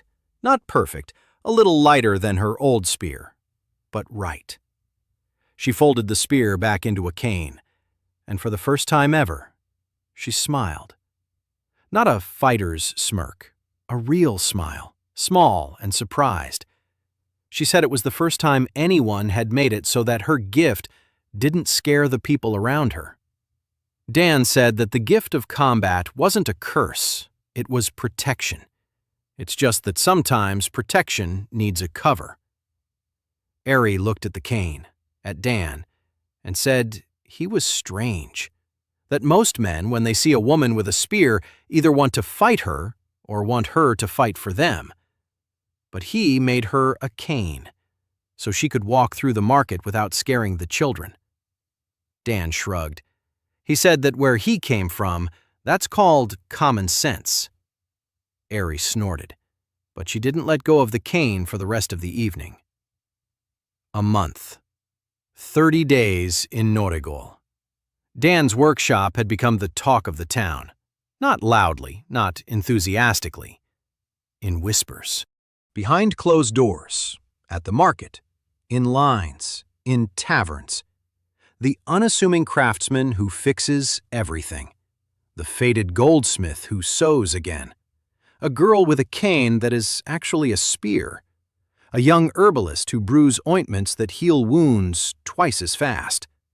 A strange company, unfathomable, but necessary. Because the dullness did not stop. In a month in Nordigol, 2 more went out, a baker and a glass blower. The baker woke up in the morning and couldn't knead the dough. His hands remembered the motions, but the mark was black and the bread wouldn't rise anymore. The glass blower lost his gift in the middle of his work. He was standing at the furnace when suddenly the glass stopped obeying him. The molten mass flowed in the wrong direction. He burned his hands, not badly, but enough to realize it was all over. Both came to Dan, not to have their things repaired, for hope. They had seen Una, they had seen the thimble, and they wanted the same thing. They wanted it back. Dan looked at the baker, then at the glassblower, and told them the truth. He said he didn't know if it would work, that the thimble for Una had been a unique solution to a unique problem, that every gift fades in its own way, and each one needs its own tool, that he would try, but couldn't promise anything. The baker nodded. The glazier nodded. They were ready to wait. They had nothing but waiting. Dan started with the baker. He asked him to show how he kneads the dough. The baker showed him. The movements were correct, but the dough didn't respond.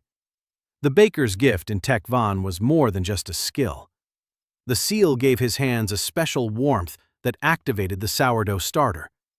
Without that warmth, the dough remained a lifeless mass. Flour and water.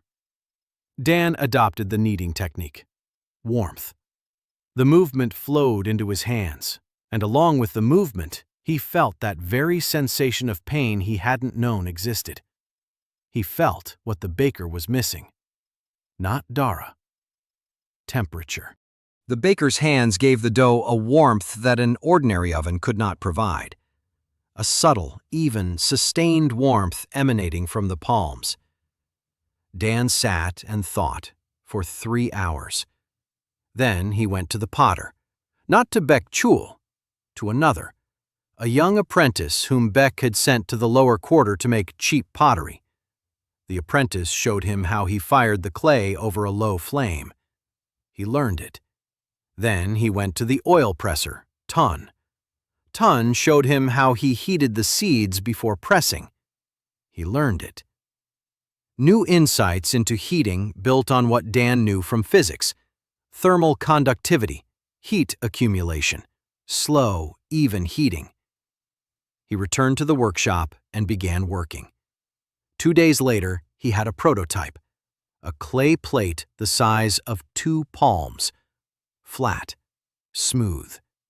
Inside, he built a chamber based on the principle of a hot water bottle. You pour in hot water. The clay slowly releases heat through the walls, evenly, for a long time. The baker places the dough on the plate and kneads it. The heat comes from below, not from his hands, from the clay. Not the magical heat of the gift, but the physical heat of a hot water bottle. Dan brought the plate to the baker. The baker looked at it skeptically. He poured in hot water, placed the dough on it, and began to knead. 10 minutes later, the dough began to rise. Slower than with the gift, but it was rising. The baker stopped. He stared at the dough. His hands were trembling. He lifted his head and looked at Dan, and Dan saw in his eyes what he had seen in Una's eyes when she made her first even stitch. That very thing. Alive. Returning. The baker said the bread wouldn't be the same as before.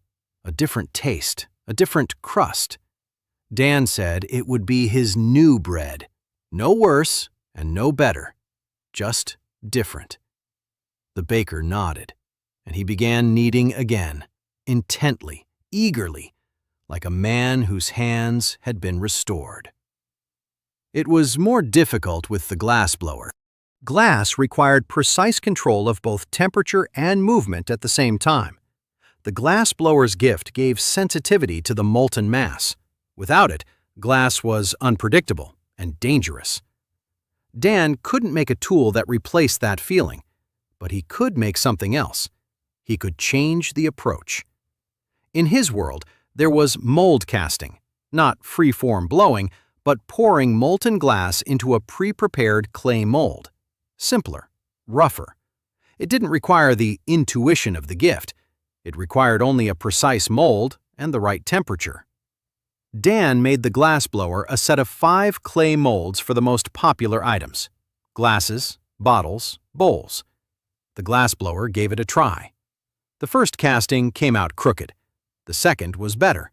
The third was almost straight.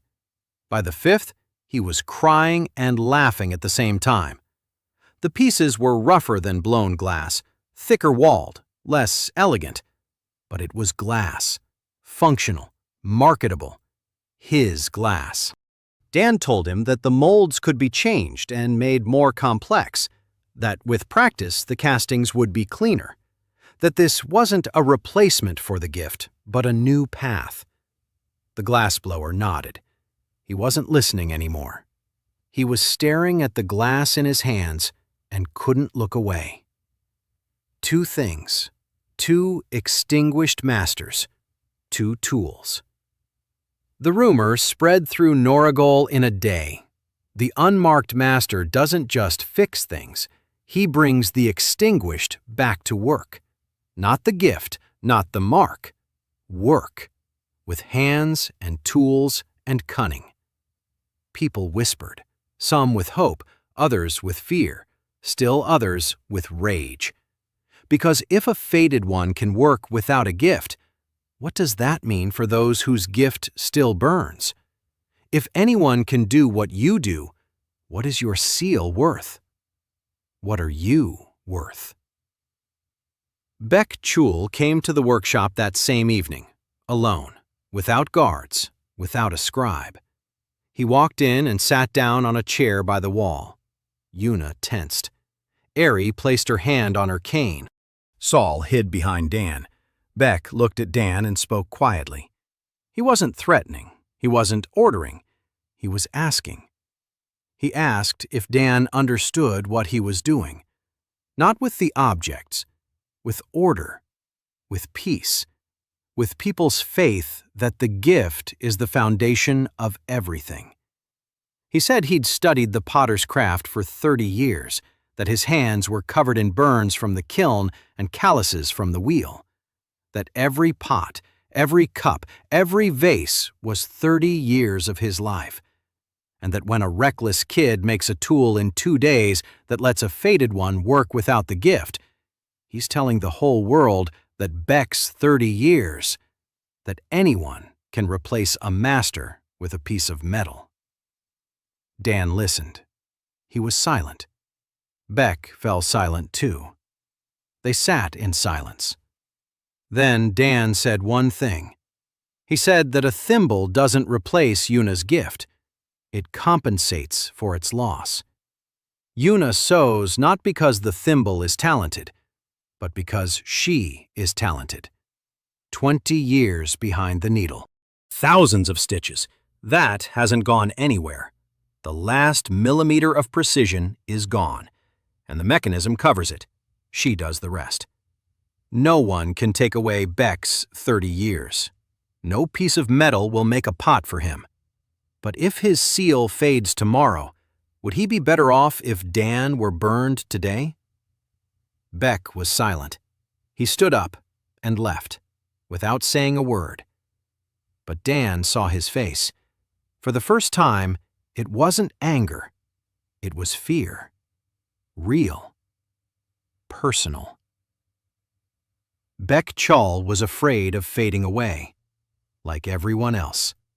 And that fear was stronger than his hatred for the carefree. That night, Dan didn't sleep. He sat on the workshop roof and looked at the stars. The stars were foreign. Not a single familiar constellation. A foreign sky, a foreign world. But the workshop beneath him was his.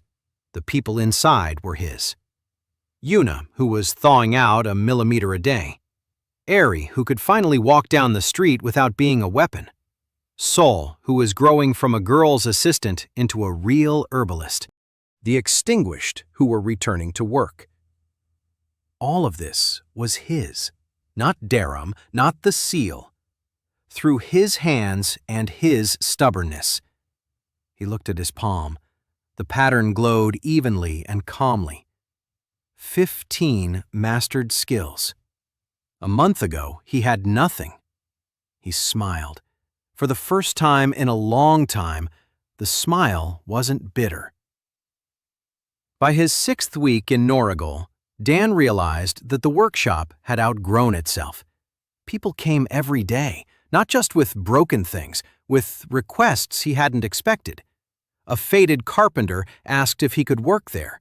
The wife of a shoemaker whose husband had faded a month ago asked him to teach her how to make shoes in a new way. An old dyer came just to sit in the corner and watch Una work, because she herself had lost her dyer's gift and missed the workshop as if it were her home. Dan didn't turn anyone away. The workshop became full, then cramped, then impossible. 5 people couldn't work in a room designed for 1. He needed to expand, but expansion meant money, and legality, and conflict with Beck, who had temporarily backed off but hadn't disappeared. The solution came from where Dan least expected it. Yoon Cherie arrived. She appeared in the workshop doorway in bright clothes with a bag on her back and a smile that was too wide to be sincere. 25 years old, a smooth face, sharp eyes that assessed everything they saw, a merchant's mark on her right hand. Bright, lively. She said she'd heard about the master craftsmen 3 towns over, that the story of the extinguished ones working again had spread along the trade routes like wildfire, and that she had come to propose a partnership. Dan asked what kind. Cherie pulled a wooden box from her bag. She opened it. Inside lay samples. Una's thimble, or rather a copy of it, rough, non-functional. Whoever had tried to replicate it and failed. Cherie said that 3 merchants in the market were already selling counterfeits of his tools, thimbles without the proper mechanism, hand warmers without the right wall thickness, casting molds without the correct proportions. People buy them, they try them, they don't work, they get angry, and his reputation begins to suffer. Instead of saying that the safe performs miracles, people start saying that Bespachatny is a fraud. Dan picked up a fake thimble. He turned it over in his hands. The ring wasn't the right size. There was no spring. The stops were crooked. Useless piece of junk. He clenched his teeth. Sherry said she could fix it. She's a saleswoman. She knows how the market works, how to protect a brand, how to promote a product, how to distinguish the real from the fake in the eyes of the buyer. She wants a cut. Dan asked how much. Sherry said 20% of all sales. Una snorted and said that was robbery. Ari placed her hand on her spear cane. Sherry looked at the spear cane and wasn't scared for a second.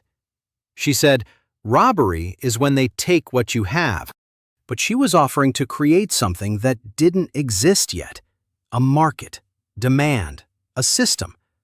Without her, Dan would be fixing 1 thing a day and die a penniless genius. With her, he would become someone who couldn't be shut down because he was needed by the economy, not just by people. Dan looked at her. She was bold. She was calculating. She was right. He agreed, but not to 20%. 15. Sherry haggled for 40 minutes. Those were the most exhausting 40 minutes of his life in Tech Van, including that time he dragged the claw out of the well. In the end, they settled on 17. Sherry shook his hand, and her merchant seal flashed. She said the contract was sealed by the seal and that he shouldn't even try to cheat her. Dan said he didn't even know how to cheat using the seal. Sherry smiled. Her smile became a little less wide and a little more genuine. She said she liked that. An honest partner was such a rarity that she was willing to give it a try for a change. Cherie worked quickly. In 3 days, she accomplished what would have taken Dan a month. She found a bigger space, a former carpenter's shop 2 houses down from the old one. The owner had passed away and left town. Cherie negotiated with his family to rent it for half the market price because the shop was standing empty anyway. She organized the move, She hired 2 day laborers for the heavy lifting. She compiled a list of all the things Dan could do and their approximate prices. And she brought him the document. Cherie drafted a petition to the Seal Council to register a new type of guild. Not a craft guild, a repair guild. There was no ban on repairs in the laws of TechVan. The ban was on creating something new without the seal. But repair is not creation. Repair is restoration. A loophole, a subtle one, a fragile one, but a legal one. Dan read the document and shook his head. He asked where she had learned this. Cherie replied that a merchant's gift isn't just the ability to sell, it's the ability to see loopholes. In goods, in laws, in people. Dan asked what hole she saw in him. Cherie looked at him intently, and for the first time, she answered without a smile. She said the loophole in him was simple. He didn't know how to value himself. He fixed things for free and thought that was generosity, but it was foolishness, because people don't value what's free, and what isn't valued can be taken away without consequences. If he wants to survive, he needs to become not a philanthropist, but a master, with a price, with a name, with clout. Dan was silent. He thought about how in his past life people had told him the same thing. His grandmother, his boss, his ex. You work for free. You don't value yourself. You let others take advantage of you. And he never listened, because there was nothing to value about himself. But here, he looked at the workshop, at the workbench, at the tools, at Una doing embroidery, at Eri by the door with her cane, at Sol with the herbs, at Cherie with the price list. There was something to value here. He nodded and said she was right. Cherie blinked. She had clearly been expecting an argument. Then she smiled. A real smile, the first real one. And she said it was something they could work with. The new workshop opened a week later. Bigger, brighter, with 2 workbenches, with a separate corner for Una and her embroidery, with a shelf for Sol's herbs, with a hook by the door for Eri's cane, and with a small desk by the entrance where Cherie sat and took orders.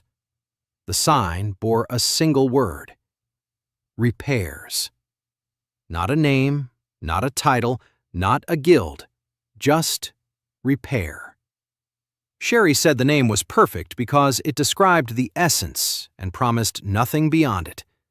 Dan said he wanted to call it simply workshop. Cherie replied that workshop implied a claim to a craft, and for a craft without a seal, they burn you. Repair is a service. They don't burn you for a service. At worst, they fine you. Dan appreciated the difference. On the first day of the new workshop, 12 customers came in.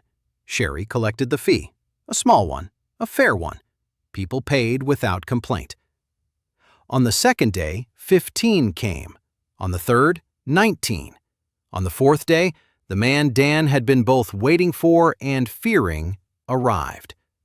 A messenger from the Order of the Seal, a young monk in a gray robe with the symbol of the heavenly eye on his chest. He entered and surveyed the workshop. He looked at Dan, at his palm. The monk's eyes narrowed. He said that the Order of the Seal had received a report about a non-sealer who was practicing a craft in violation of the law of the gift, that an inquisitor was being sent to the province, that the inquisitor would arrive in 20 days, and that Dan was advised to his activities and report to the temple for questioning. The monk spoke calmly, as if reading from a schedule. Then he left. The workshop fell silent. Sol turned pale. Eri gripped her cane so tightly her knuckles turned white. Una didn't look up from her embroidery, but her needle stopped. Cherie closed the order book. She looked at Dan and asked if he had a plan. Dan stood in the middle of the workshop. 20 days. an inquisitor of the Order of the Seal, a man with the authority to arrest and execute for heresy. He looked at his hands. 15 skills, 5 people by his side, 200 people whose belongings he had repaired, and 20 days. He said he had a plan, and that for this plan, he needed to do the most impossible thing of all the things he had ever done. A thing for Bek Chul. Yuna raised her head, Eri frowned, Sol opened her mouth, Cherie narrowed her eyes. Dan said that the only way to stand up to the order was to stand with the one who hated it. Because if the guild foreman and the reckless master were in cahoots, the Inquisitor would have to burn half the city. And burning half the city is a scandal the Order won't tolerate. We need to win Bek over. We need to do for him what he wants more than anything in the world, what his own gift cannot do. We need to look into his dream and make it come true. Sherry asked how he knew what Bek Chul dreamed of. Dan replied that he didn't, but that his seal has one feature he hasn't mentioned yet. When he takes on a master's skill, he feels more than just the technique. He feels pain, what the master lacks, what he secretly dreams of, and that for this, Bek Chul must voluntarily show him his gift. Sol said that Bek would rather cut off his own hand than show anything to a stranger. Dan nodded. He said that was exactly why this would be the hardest part. Not a tool, not a piece of metal. Trust. 19 days until the Inquisitor. Dan stood at the door of Bek Chul's workshop and hesitated to enter. The foreman's workshop was the largest in the craftsman's quarter.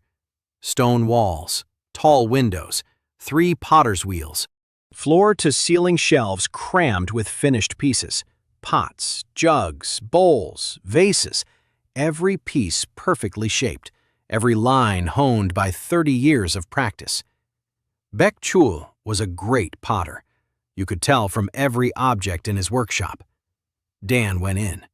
Bek sat at the wheel shaping a jug. He didn't look up. Dan said he'd come to talk. Bek replied that they had nothing to talk about, that the Inquisitor was on his way, and that Bek had no intention of interfering with the Order. Dan said he hadn't come to ask for help. He had come to ask for something else. He had come to ask Bek to show him his craft. Bek stopped the wheel. He looked up. He looked at Dan as if he were crazy. He asked why a reckless thief would want to watch him work. Dan replied that he wasn't a thief, that he doesn't take anything, that a master loses nothing when he demonstrates. Bek said he'd heard those rumors, that the reckless one supposedly copies techniques with his eyes, and that this, precisely, is theft. Dan was silent. Then he said that Bek was right. It looks like theft. From the outside. But there's a difference. A thief takes and leaves, but he takes and creates. For the one who showed him, or for those around him, his mark won't let him do otherwise. Bek looked at him for a long time. Then he said he didn't believe him, and that the careless one could leave. Dan left. He came the next day, and the next. Every day he came to Bek's workshop and just stood at the door. He didn't go in, he didn't speak. He stood and waited. On the 4th day, Bek came out and asked what he wanted. Dan said he was waiting. Bek asked for what? Dan replied that he was waiting for when Bek wanted to talk to him. Bek said he didn't want to. Dan nodded and remained standing. On the 5th day, Bek came out and immediately shoved a broom into his hands. Dan swept the workshop. On the 6th day, Bek had him carry sacks of clay. On the 7th, he pointed to a water barrel that needed filling. Dan did everything in silence. He didn't ask questions. He didn't make requests. He didn't watch how Bek worked. He just did the dirty work. On the 8th day, Beck asked why he was doing this. Dan replied that he wanted to earn the right to watch. Beck grunted, but he didn't chase him away. On the 10th day, before the Inquisitor arrived, something happened that Dan had hoped for but couldn't control. Beck was working on a large order, a set of ceremonial vessels for a temple festival. 12 bowls of the same size, perfect shape, and perfect wall thickness. Beck finished the 11th and began the 12th. The clay settled on the wheel. His hands instinctively wrapped around it. The wheel began to spin. And Beck stopped. He looked at his hands. His face changed. Dan had seen that expression before. He'd seen it on Una, on the baker, on the glassblower. Fear. Beck's fingers trembled, barely noticeably, by a fraction of a millimeter. The bowl's wall became uneven. Beck removed the clay from the wheel, crumpled it, placed it back, started over. His hands trembled again. The wall went uneven again. Beck removed the clay. His face was gray. He looked at his seal. It was bright, full, alive. But his hands were shaking. Not dullness. Age. 50 years and 30 of them at the wheel. Joints, tendons, fine motor skills fading not because of magic, but because of time. Beck Chol wasn't fading. He was aging, and for a master who had taken pride in perfect form his whole life, it was almost as terrifying. Dan stood in the corner and saw everything. He didn't say a word. Beck managed it on the 3rd try. The bowl came out. But Dan saw how Beck sat motionless for about 5 minutes afterward, staring at his hands. Dan quietly left. That evening he sat in the workshop and thought. Una came over and asked how things were going with Beck. Dan told her what he'd seen. Una was silent. Then she said she knew that feeling. When your hands stop obeying you. When your body betrays you. And that for Beck, who had never once in his life lost control, it must be unbearable. Dan nodded. He said that now he knew what Beck was afraid of. Not something dangerous, not heresy. Beck is afraid that his hands will fail him before his mark does, that he'll become a master who can't work. Not extinguished, just old. On the 11th day, Dan came to Beck and did something he'd never done before. He asked. Not to show him a technique, not to teach him.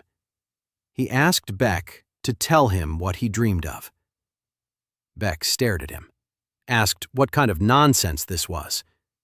Dan said it wasn't nonsense, that he'd seen his hands tremble, that he wouldn't tell anyone, and that he could help, if Beck let him. Beck was silent for a long time, a very long time. It was quiet in the workshop.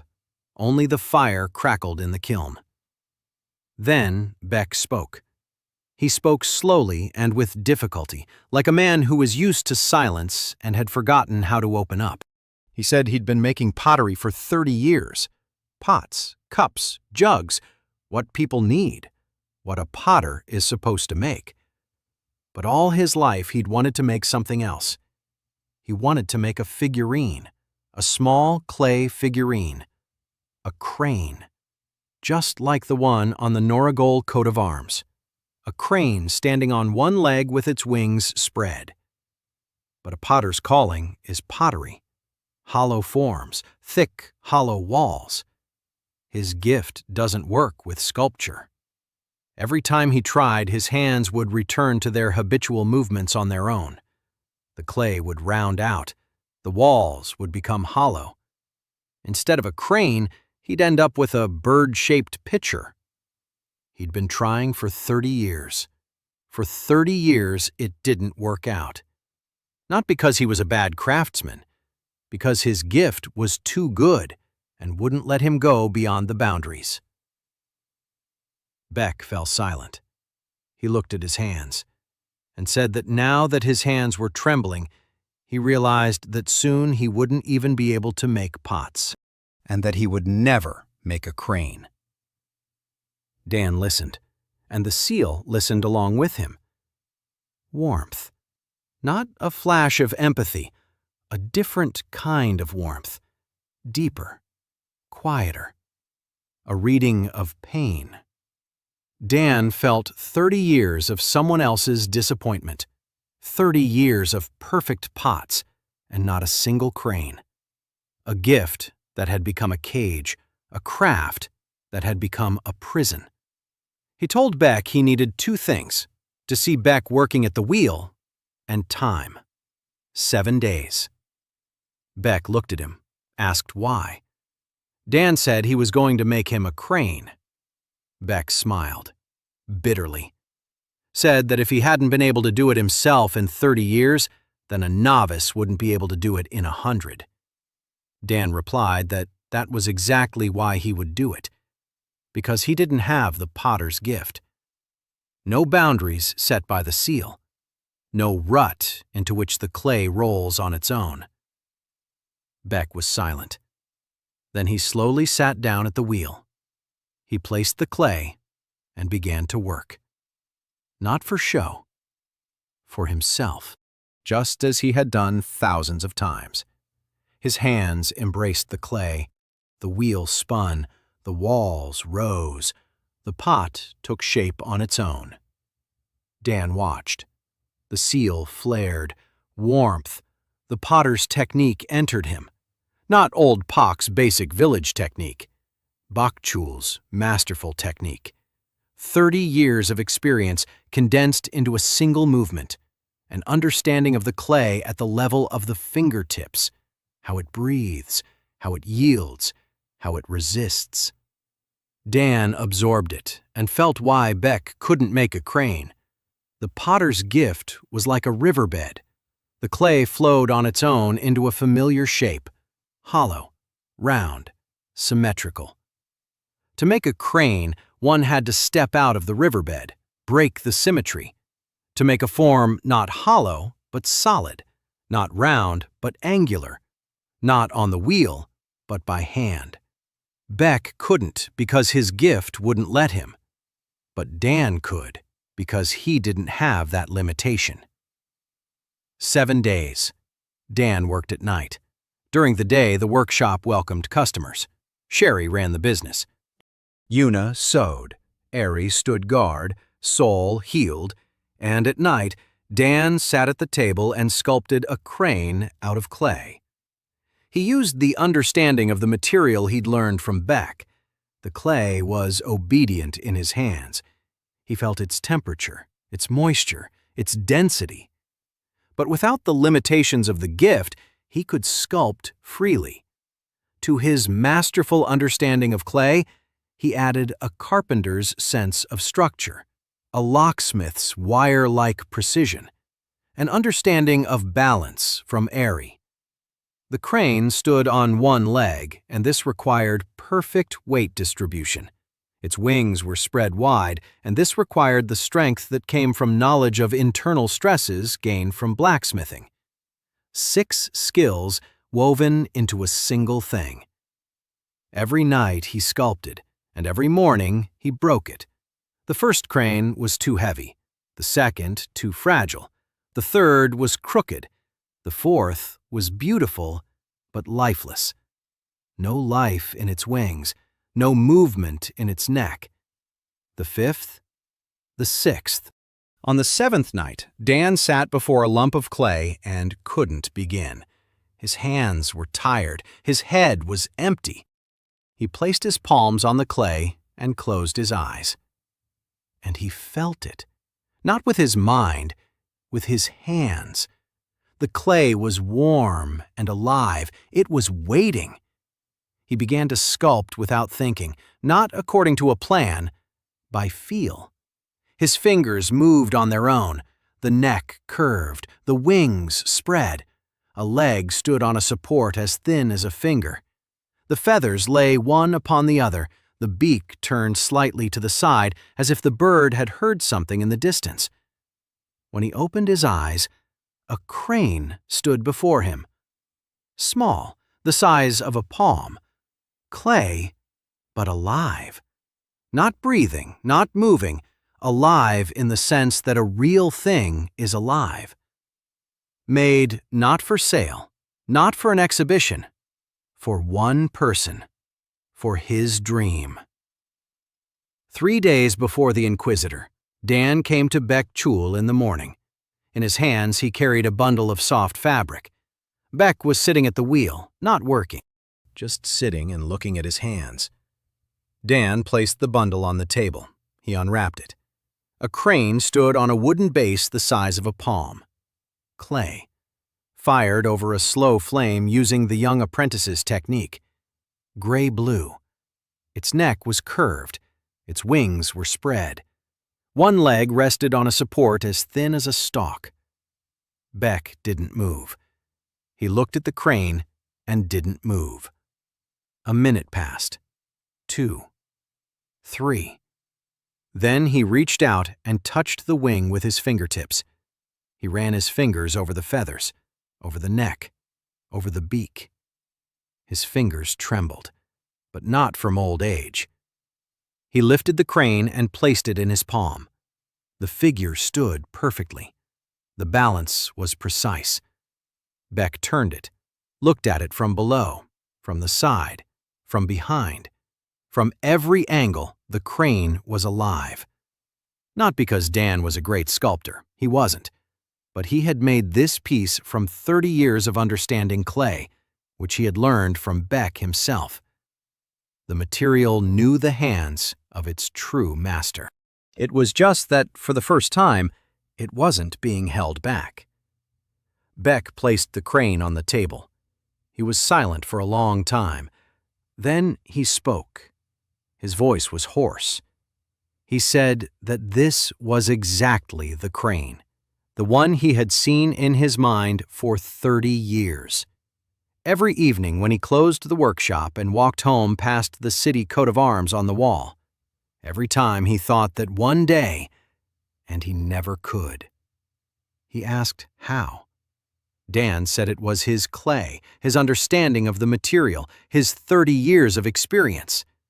Dan had simply removed the wall that Dar had put up. Beck looked at him. The old man's eyes were red. He asked what Dan wanted in return. Dan said nothing.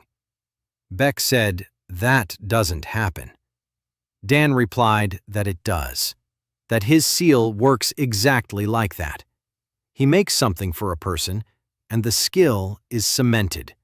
The crane is payment in itself. Beck was silent. Then he said something Dan hadn't expected. He said that his whole life he'd believed that the gift was everything, that a person was equal to their seal, that without the gift there was no master, and that over the past month, a guy with no seal had come out of nowhere and destroyed everything he believed in. Not with words, with things. A thimble for a goldsmith, a hot water bottle for a baker, molds for a glassblower, and now a crane for him. Beck said he hated Dan for it, and that he was grateful at the same time, and that he didn't know which feeling was stronger. Dan replied that it was possible to feel both, that he was used to it. Beck smiled, for the first time ever. Then he asked what Dan really needed. Dan told the truth. In 3 days, the Inquisitor will arrive. The Order wants to burn down the workshop and declare him the source of the dullness. Dan can't stop the Order on his own. But if the Guildmaster of Noragol takes his side, the Inquisitor will have to think twice. Beck was silent for a long time. Then he said he wouldn't take Dan's side. Dan nodded. He started to pack up the crane. Beck stopped him. He said he wouldn't take Dan's side, but he wouldn't take the other side either. He would stay on the sidelines, neutral. And if the townspeople decided on their own to defend the workshop, he wouldn't stand in their way. It was less than Dan had hoped for, but more than he had expected. Dan returned to the workshop. He told the team. Sherry said that Beck's neutrality was already a victory, that a foreman who doesn't support the order is a crack in the wall that can be widened. Ari said she liked cracks in walls more than solid walls. Saul asked what would happen if the Inquisitor decided to burn them anyway. Una replied that then they would burn, but not alone. Dan looked at them. 4 women the world had written off, each in her own way, each for her own reason, and all of them here, in his workshop, ready to stand by his side. He said that no one would burn, that he had 3 more days, and that a lot could be done in 3 days. 2 days until the Inquisitor. Dan worked. Not in the workshop, on the streets. He walked around the city and fixed things. For free. Sherry was against it. She said they had just started making money and that free work was a step backward. Dan said it wasn't a step backward. It was an investment. Every repaired item was a person who knew his name. Sherry fell silent. She understood. She just hated giving things away for free. Dan repaired things from morning till night. Door hinges, locks, cartwheels, hole-ridden roofs, leaky barrels. He took Saul with him, who treated minor ailments along the way. Scratches, coughs, toothaches. She couldn't treat teeth, but she could give herbal tea for the pain. People thanked him. They remembered him. By the evening of the 2nd day, Dan had visited over 100 homes. His hands were worn out. His back wouldn't straighten. But there wasn't a single street left in the city where they didn't know his name. The day before the Inquisitor. Dan didn't work. He sat in his workshop and waited. Everyone was waiting.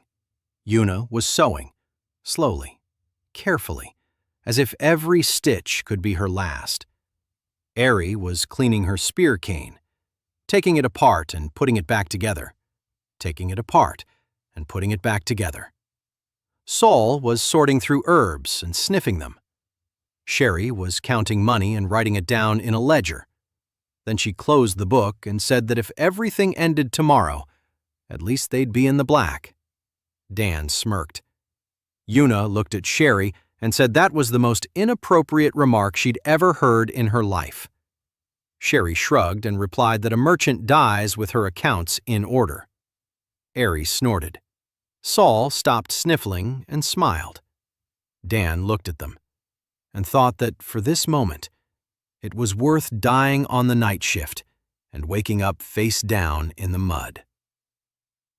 The Inquisitor arrived at dawn.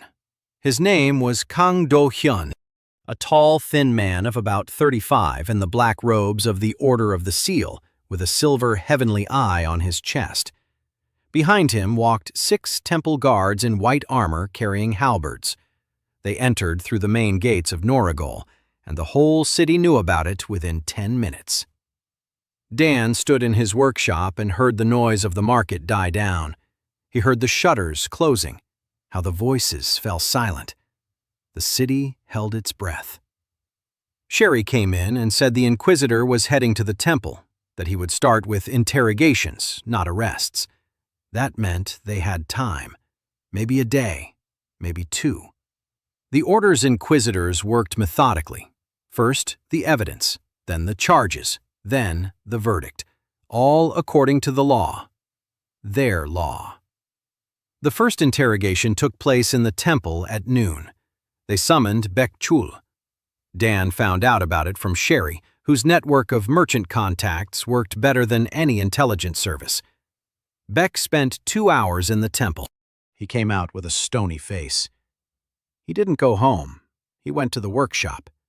He sat down at the lathe and worked in silence until notes. Cherie found out that the Inquisitor had asked about the unsealed one, about his seal, about his work, about his connections. Beck answered truthfully that Dan works without a guild badge, that he repairs items from various trades, that the extinguished come to him. But Beck didn't say a single word about Dan being a threat. He didn't support the accusation. He didn't refute it. He simply described the facts. Neutrality, as promised. Second interrogation. They summoned the market merchants. They said different things. Some praised the unsealed one. Others complained that he was driving down prices. Still others were afraid and remained silent. Third interrogation. They summoned the extinguished, the baker, the glazier, the carpenter. They all said the same thing, that Dan had given them their jobs back, that without him they would have starved, that his tools work. The inquisitor listened. He took notes. He expressed neither approval nor disapproval. On the second day, the inquisitor came to the workshop, alone, without guards. He entered and looked around. Eri stood by the door, a cane in her hand. The inquisitor looked at her and told her to put away her weapon, that he was there to talk, not to make an arrest. Eri didn't put it away, but took a step back. Kang Do-hyun approached Dan. He asked to see his palm. Dan showed it to him. The inquisitor stared at the glowing, empty seal for a long time. His expression didn't change, but D noticed his pupils dilate for a moment. It was the first time he had seen such a seal. The inquisitor asked what Dan called his ability. Dan replied that he called it assimilation, that he assimilated the techniques of masters who voluntarily demonstrated them to him, that he took nothing away, that the skill remains only if he uses that skill to do something for a specific person. The inquisitor listened in silence. Then he asked a question Dan hadn't expected. He asked if Dan knew what dullness was. Dan replied that he did, that the gifts were fading across the continent and no one knew why. The inquisitor nodded, and he said something that made Dan's heart grow cold. He said that the Order of the Seal knew the cause of the dimming. Not officially, not for the public, but they know. Dimming isn't a disease, not a punishment, not an accident. It's someone's take, a violent one. Dan froze. The inquisitor continued. Somewhere on the mainland, there is someone or something taking gifts away from people. Not copying them like Dan does, taking them away, sucking them out, into the void. People wake up with black seals because their gift was ripped out at night. The Order doesn't know who's doing it, doesn't know where it's coming from, but it knows the process is accelerating. A year ago, dozens were extinguished. Now, hundreds. In a year, thousands. In 5 years, no one will have any gifts left. Dan sat there, unable to move. Forced absorption. A mirror image of his ability. He absorbs voluntarily and for creation. Someone else takes by force and into the void. Two poles of the same phenomenon. The inquisitor looked at him and waited for a reaction. Dan asked why the inquisitor was telling him this. Kang Do-hyun replied that part of the Order wanted to declare Dan the source of the dullness and burn him. It was the easiest solution, a scapegoat. The people would calm down, for a while. But another part of the Order thought differently. They believed that if Dan's absorption was voluntary and creative, then he might be the key to understanding the dullness, or even to stopping it. Kang Do-hyun belonged to the second faction. He didn't come to execute him. He came to verify. Dan asked what verify meant. The inquisitor said he wanted to see how the transfer worked, with his own eyes, not through stories, not through rumors. He wants to see how Dan takes on a skill and does the thing. And if what he sees confirms that Dan isn't the source of the dullness, then he'll write a report to the Order. Not an excuse, not a defense, a report that would give Dan time. Dan looked at the team. Yuna looked wary. Eri looked hostile. Sol looked frightened. Sherry looked appraisingly. He turned to the inquisitor and said he would show him. Tomorrow, in the square, in front of everyone. The Inquisitor raised an eyebrow. He asked why in front of everyone. Dan replied that he had hidden long enough, that if his mark was a cure and not a disease, then people needed to see it. Not in a closed room, in the open. That night in the workshop, no one slept. Dan sat on the floor and went over his skills. 22 established techniques, each tied to a specific person, each tied to a specific deed. He didn't know what he would show tomorrow, but he knew one thing. It shouldn't be a trick, not a performance. It had to be real. Something for people. Saul sat down next to him and said she was afraid. Dan said he was afraid too. Saul asked if it helped when he said it out loud. Dan replied that it did a little. Saul nodded and said that then she would be afraid out loud too. They sat side by side and were afraid together. Una sat by the wall and sewed in silence. Not a commission. Something small. Dan couldn't see exactly what. Ari was cleaning her spear cane for the 100th time. Sherry was writing something in a book. Then she closed it and said she'd written her will. Just in case. Una said Sherry had nothing to bequeath. Sherry replied that she was bequeathing her debts. Ari snorted. Saul laughed. Dan closed his eyes and thought that if it all ended tomorrow, at least it wouldn't end in solitude. Morning. The square in front of the Temple of Norrigal. Dan stood in the middle. The whole town had gathered around. Not because they had been summoned, because the rumor that the Unseen One would demonstrate his power to the Inquisitor had spread overnight. People stood along the walls, sat on rooftops, peered out of windows. Inquisitor Kang Dol-hyun stood at the temple steps.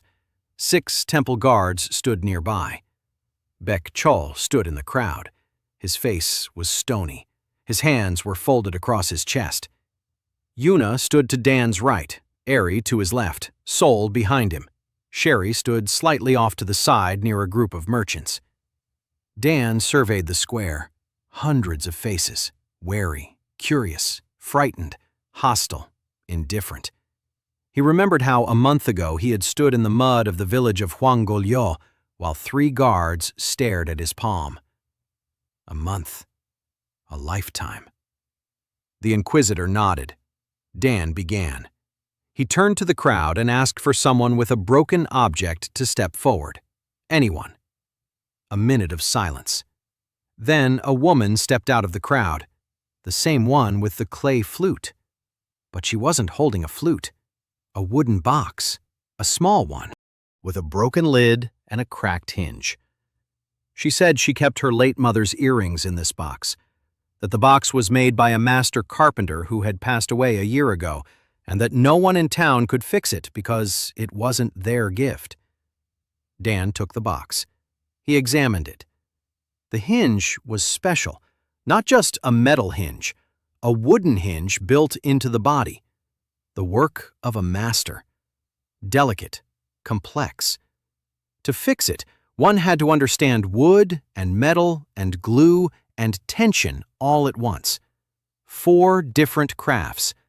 Not a single gifted master in this town could do it. Dan could. He sat down on a rock in the middle of the square. He took out his tools and began to work. In front of hundreds of people, in front of the Inquisitor, he carved a new pin for the hinge from a scrap of oak, a carpenter's technique. He bent a thin wire into a fastener, a locksmith's technique. He cut a groove for the cover with a knife, with the precision of a leather worker. He glued the crack with resin, like a cooper. 4 skills, 4 crafts, 1 object. The square was silent. People watched as his hands switched between techniques, as the same fingers worked now as a carpenter, now as a locksmith, now as a leather worker. The mark on his palm shimmered. Not brightly, softly, evenly.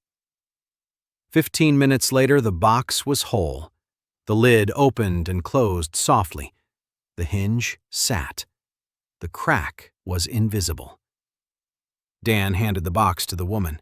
She took it. She opened it.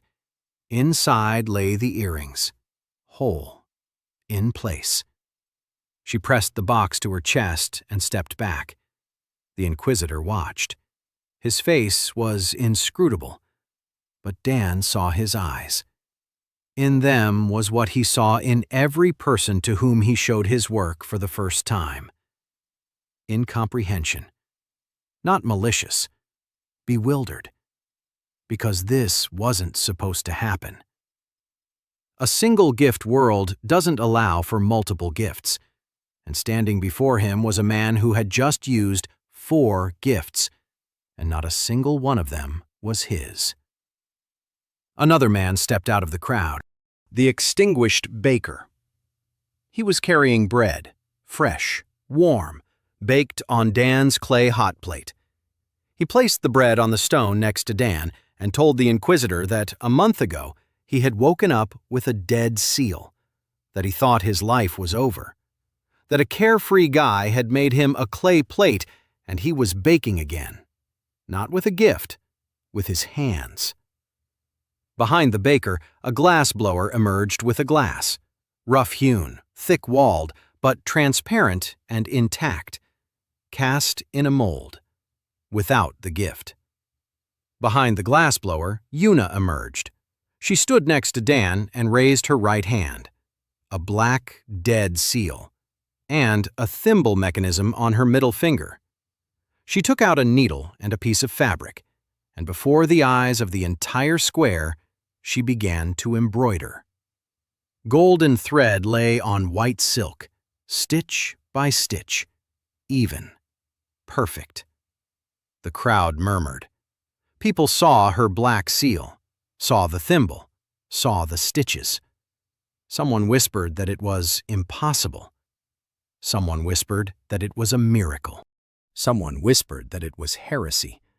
The Inquisitor raised his hand. The square fell silent. He asked Dan directly, in front of everyone. He asked if the transfer took the gift away from the master. Dan replied that it did not.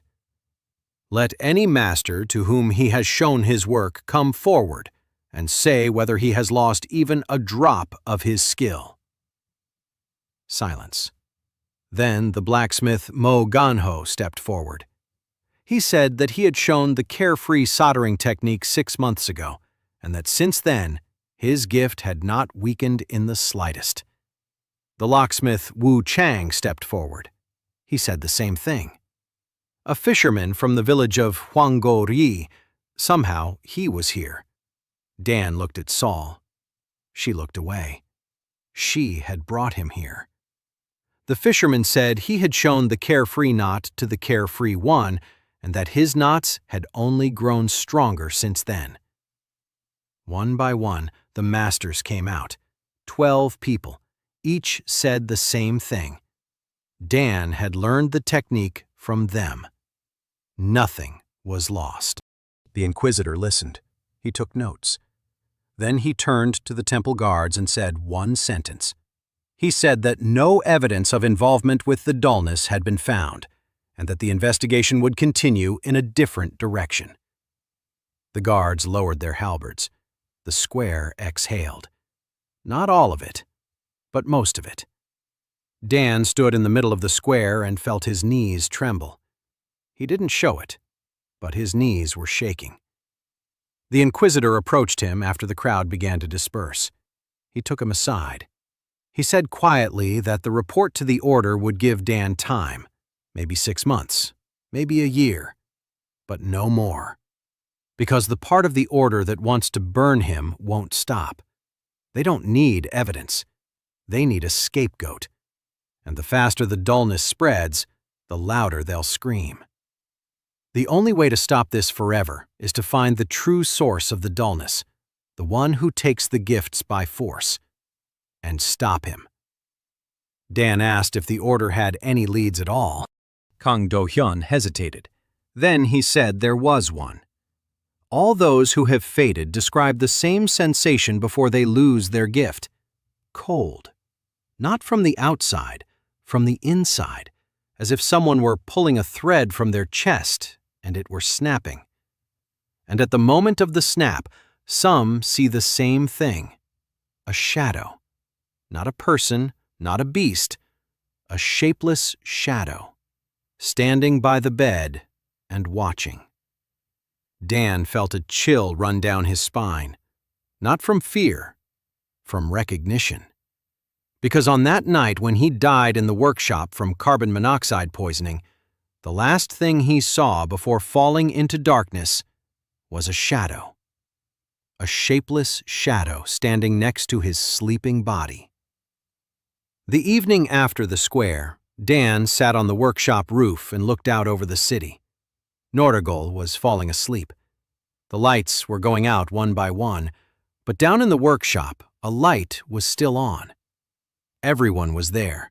Yuna, Eri, Sol, Sherry. He could hear their voices. Sol was laughing at something. Sherry replied dryly, and that made Sol laugh even louder. Eri tapped her cane against the stone floor.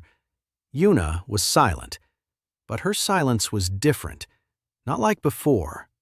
Before, her silence was a wall. Now, it was just silence. Dan looked at his palm. The pattern glowed brighter than ever. 22 skills. 22 masters who had shown him their craft. 22 people to whom he had done something. A month ago, this palm had been empty. No, it had been empty for 24 years, his whole life, both there and here. Only there, the emptiness was a sentence. Here, it had become a vessel. He went downstairs. Everyone was sitting at the table. Sherry had laid out a map of trade routes. Eri was sharpening a knife. Sol was brewing tea.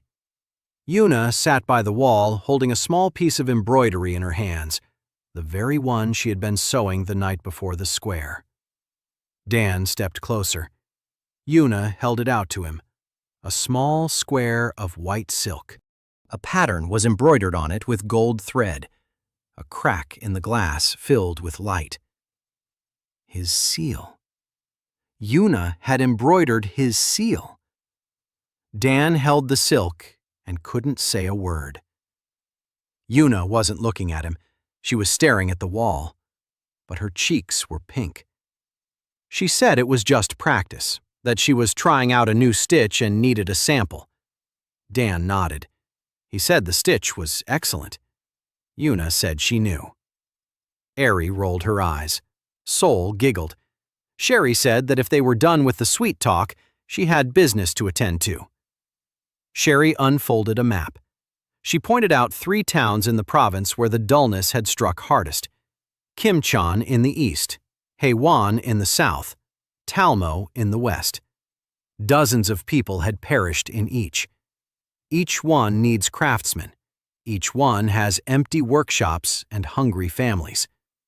Sherry said that demand for Dan's tools had already spread beyond Norigol.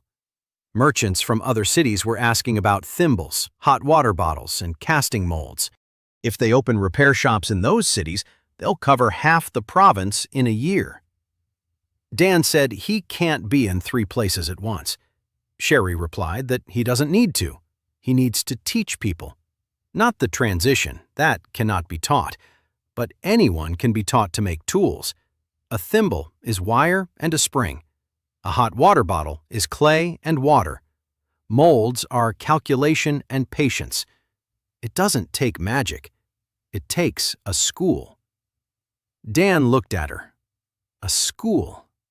In a world where everyone is locked into their own gift, where one cannot learn another's craft, where knowledge belongs to a caste, not a person. A school where they would teach not the gift, but the principle.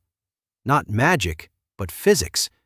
Not a single craft, but the connections between crafts. It wasn't just a workshop. It was another world. Dan said the order would definitely burn them for it. Sherry replied, "Let them try." By then, they'd have so many clients that there wouldn't be enough torches. Eri said that if they were going to change the world, she needed more people. A single spearwoman couldn't protect a network of workshops across 3 cities. Dan asked where she planned to find fighters. Eri replied that she would look among the outcasts, like her. Warriors who had been expelled from their clans for insubordination, for mercy, for refusing to kill. There are dozens of them all over Tetuan, unwanted by anyone, unaccepted by anyone. But they know how to fight. Dan looked at her.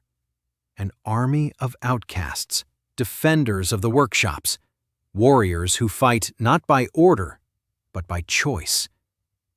It was beautiful and dangerous at the same time. He nodded. Saul raised her hand like she did in school. Everyone looked at her. She said she'd received a letter from her mother. Her mother was feeling well. The inhaler distiller that Dan had built for her based on a blueprint from his past life was working properly. Her lungs were clearing. The cough had gone away. But there was something else in the letter. Her mother wrote that a girl had come to the village of Huangul, strange, silent, about 17 years old, with 2 seals on one hand. The villagers were afraid of her. They chased her away. Her mother took her in because Saul's mother didn't know how to turn away those who were suffering. Saul said the girl's name was Park Doru and that she was waiting for them. Dan froze. 2 seals on one hand. In a world where a single seal is the norm and an empty palm is a curse, 2 seals, a great gift, something that shouldn't exist, just like him. Yuna said that a double seal is worse than an empty one. People pity the empty one. They fear the gifted one. Eddie said she would go to Huangul and bring the girl back. Dan said he would go himself. Eddie said he wouldn't go alone. Sherry said no one was going anywhere until she calculated the travel budget. Saul said she would write to her mother to tell her to feed Dora better because the girl was surely hungry. That night, Dan couldn't sleep. He lay on the tatami mat and thought about the shadow. A shapeless shadow.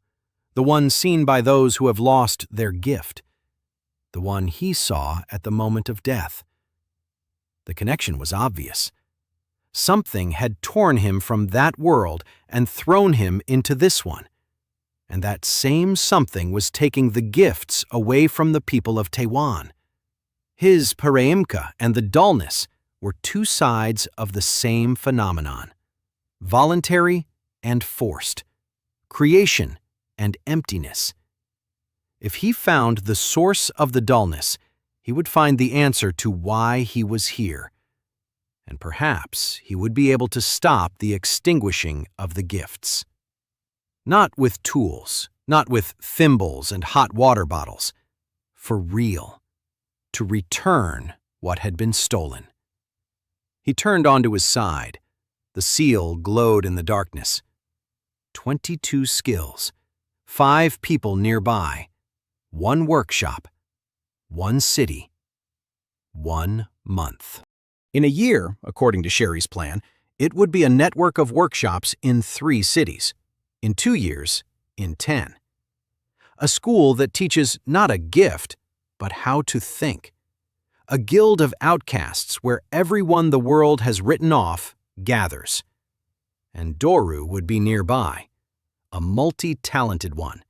The only person on the mainland who can understand what it's like when you don't fit into any box. In the morning, Dan got up before dawn. He stepped out onto the workshop's threshold. The city was waking up. Shutters were opening. Carts were rolling out. The baker 3 houses down was placing fresh bread in the window, baked in a clay oven. Without the gift. By hand. The glassblower across the street was arranging glasses, rough-hewn, thick-walled, but his own. Yuna came out and stood beside him. The thimble on her finger glistened. She asked where they were going next. Dan looked east. toward where, beyond the hills, lay the road to the village of Huangul, where the girl with the 2 seals was waiting, where the next step began. He said they were going to Dora, and then to Gyeongchon to open a second workshop, and then to Haewon and to Talmo and further, until there was a place on every corner of the mainland where an extinguished one could come and pick up a tool again. Until people stopped believing that the gift was equal to a person. Until the shadow was found and stopped. Yuna said it was impossible. Dan replied that the impossible is his specialty, that his resume lists 3 universities he dropped out of and a death during a night shift. After that, nothing is impossible. Eri stepped out onto the porch, a spear cane on her shoulder. She asked when we were leaving. Sol ran out after her with a bag of herbs. She said she was ready.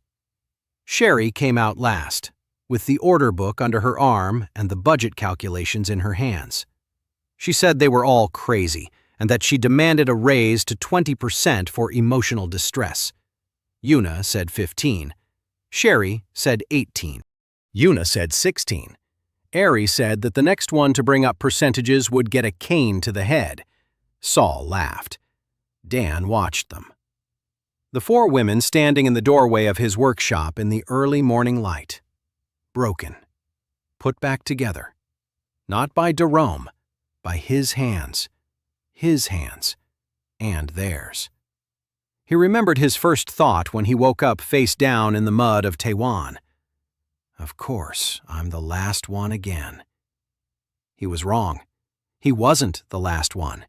He was the first person in this world who had no frame, and who could show others that a frame wasn't necessary. Dan stepped off the porch. The sign glowed with an even light. The workshop stood behind him, sturdy, real, with a sign that said one word: repair. But he knew that word meant more than it seemed. Repair isn't about things. Repair is about people. He adjusted his apron, clenched his fists, and walked forward. Ahead lay roads and cities and workshops that did not yet exist. Ahead lay a shadow that needed to be found. Ahead lay a world that didn't need saving, but fixing. And he was exactly the right man for the job. Not because he was the strongest, not because he was the chosen one, but because he was the emptiest vessel in the world. And now he was filling up, drop by drop, skill by skill, person by person, thing by thing made for someone. A master without a gift, repairman of worlds. A night shift dropout who, for the first time in his life, was starting not from scratch, but from something real. And walking beside him were those who believed he would make it.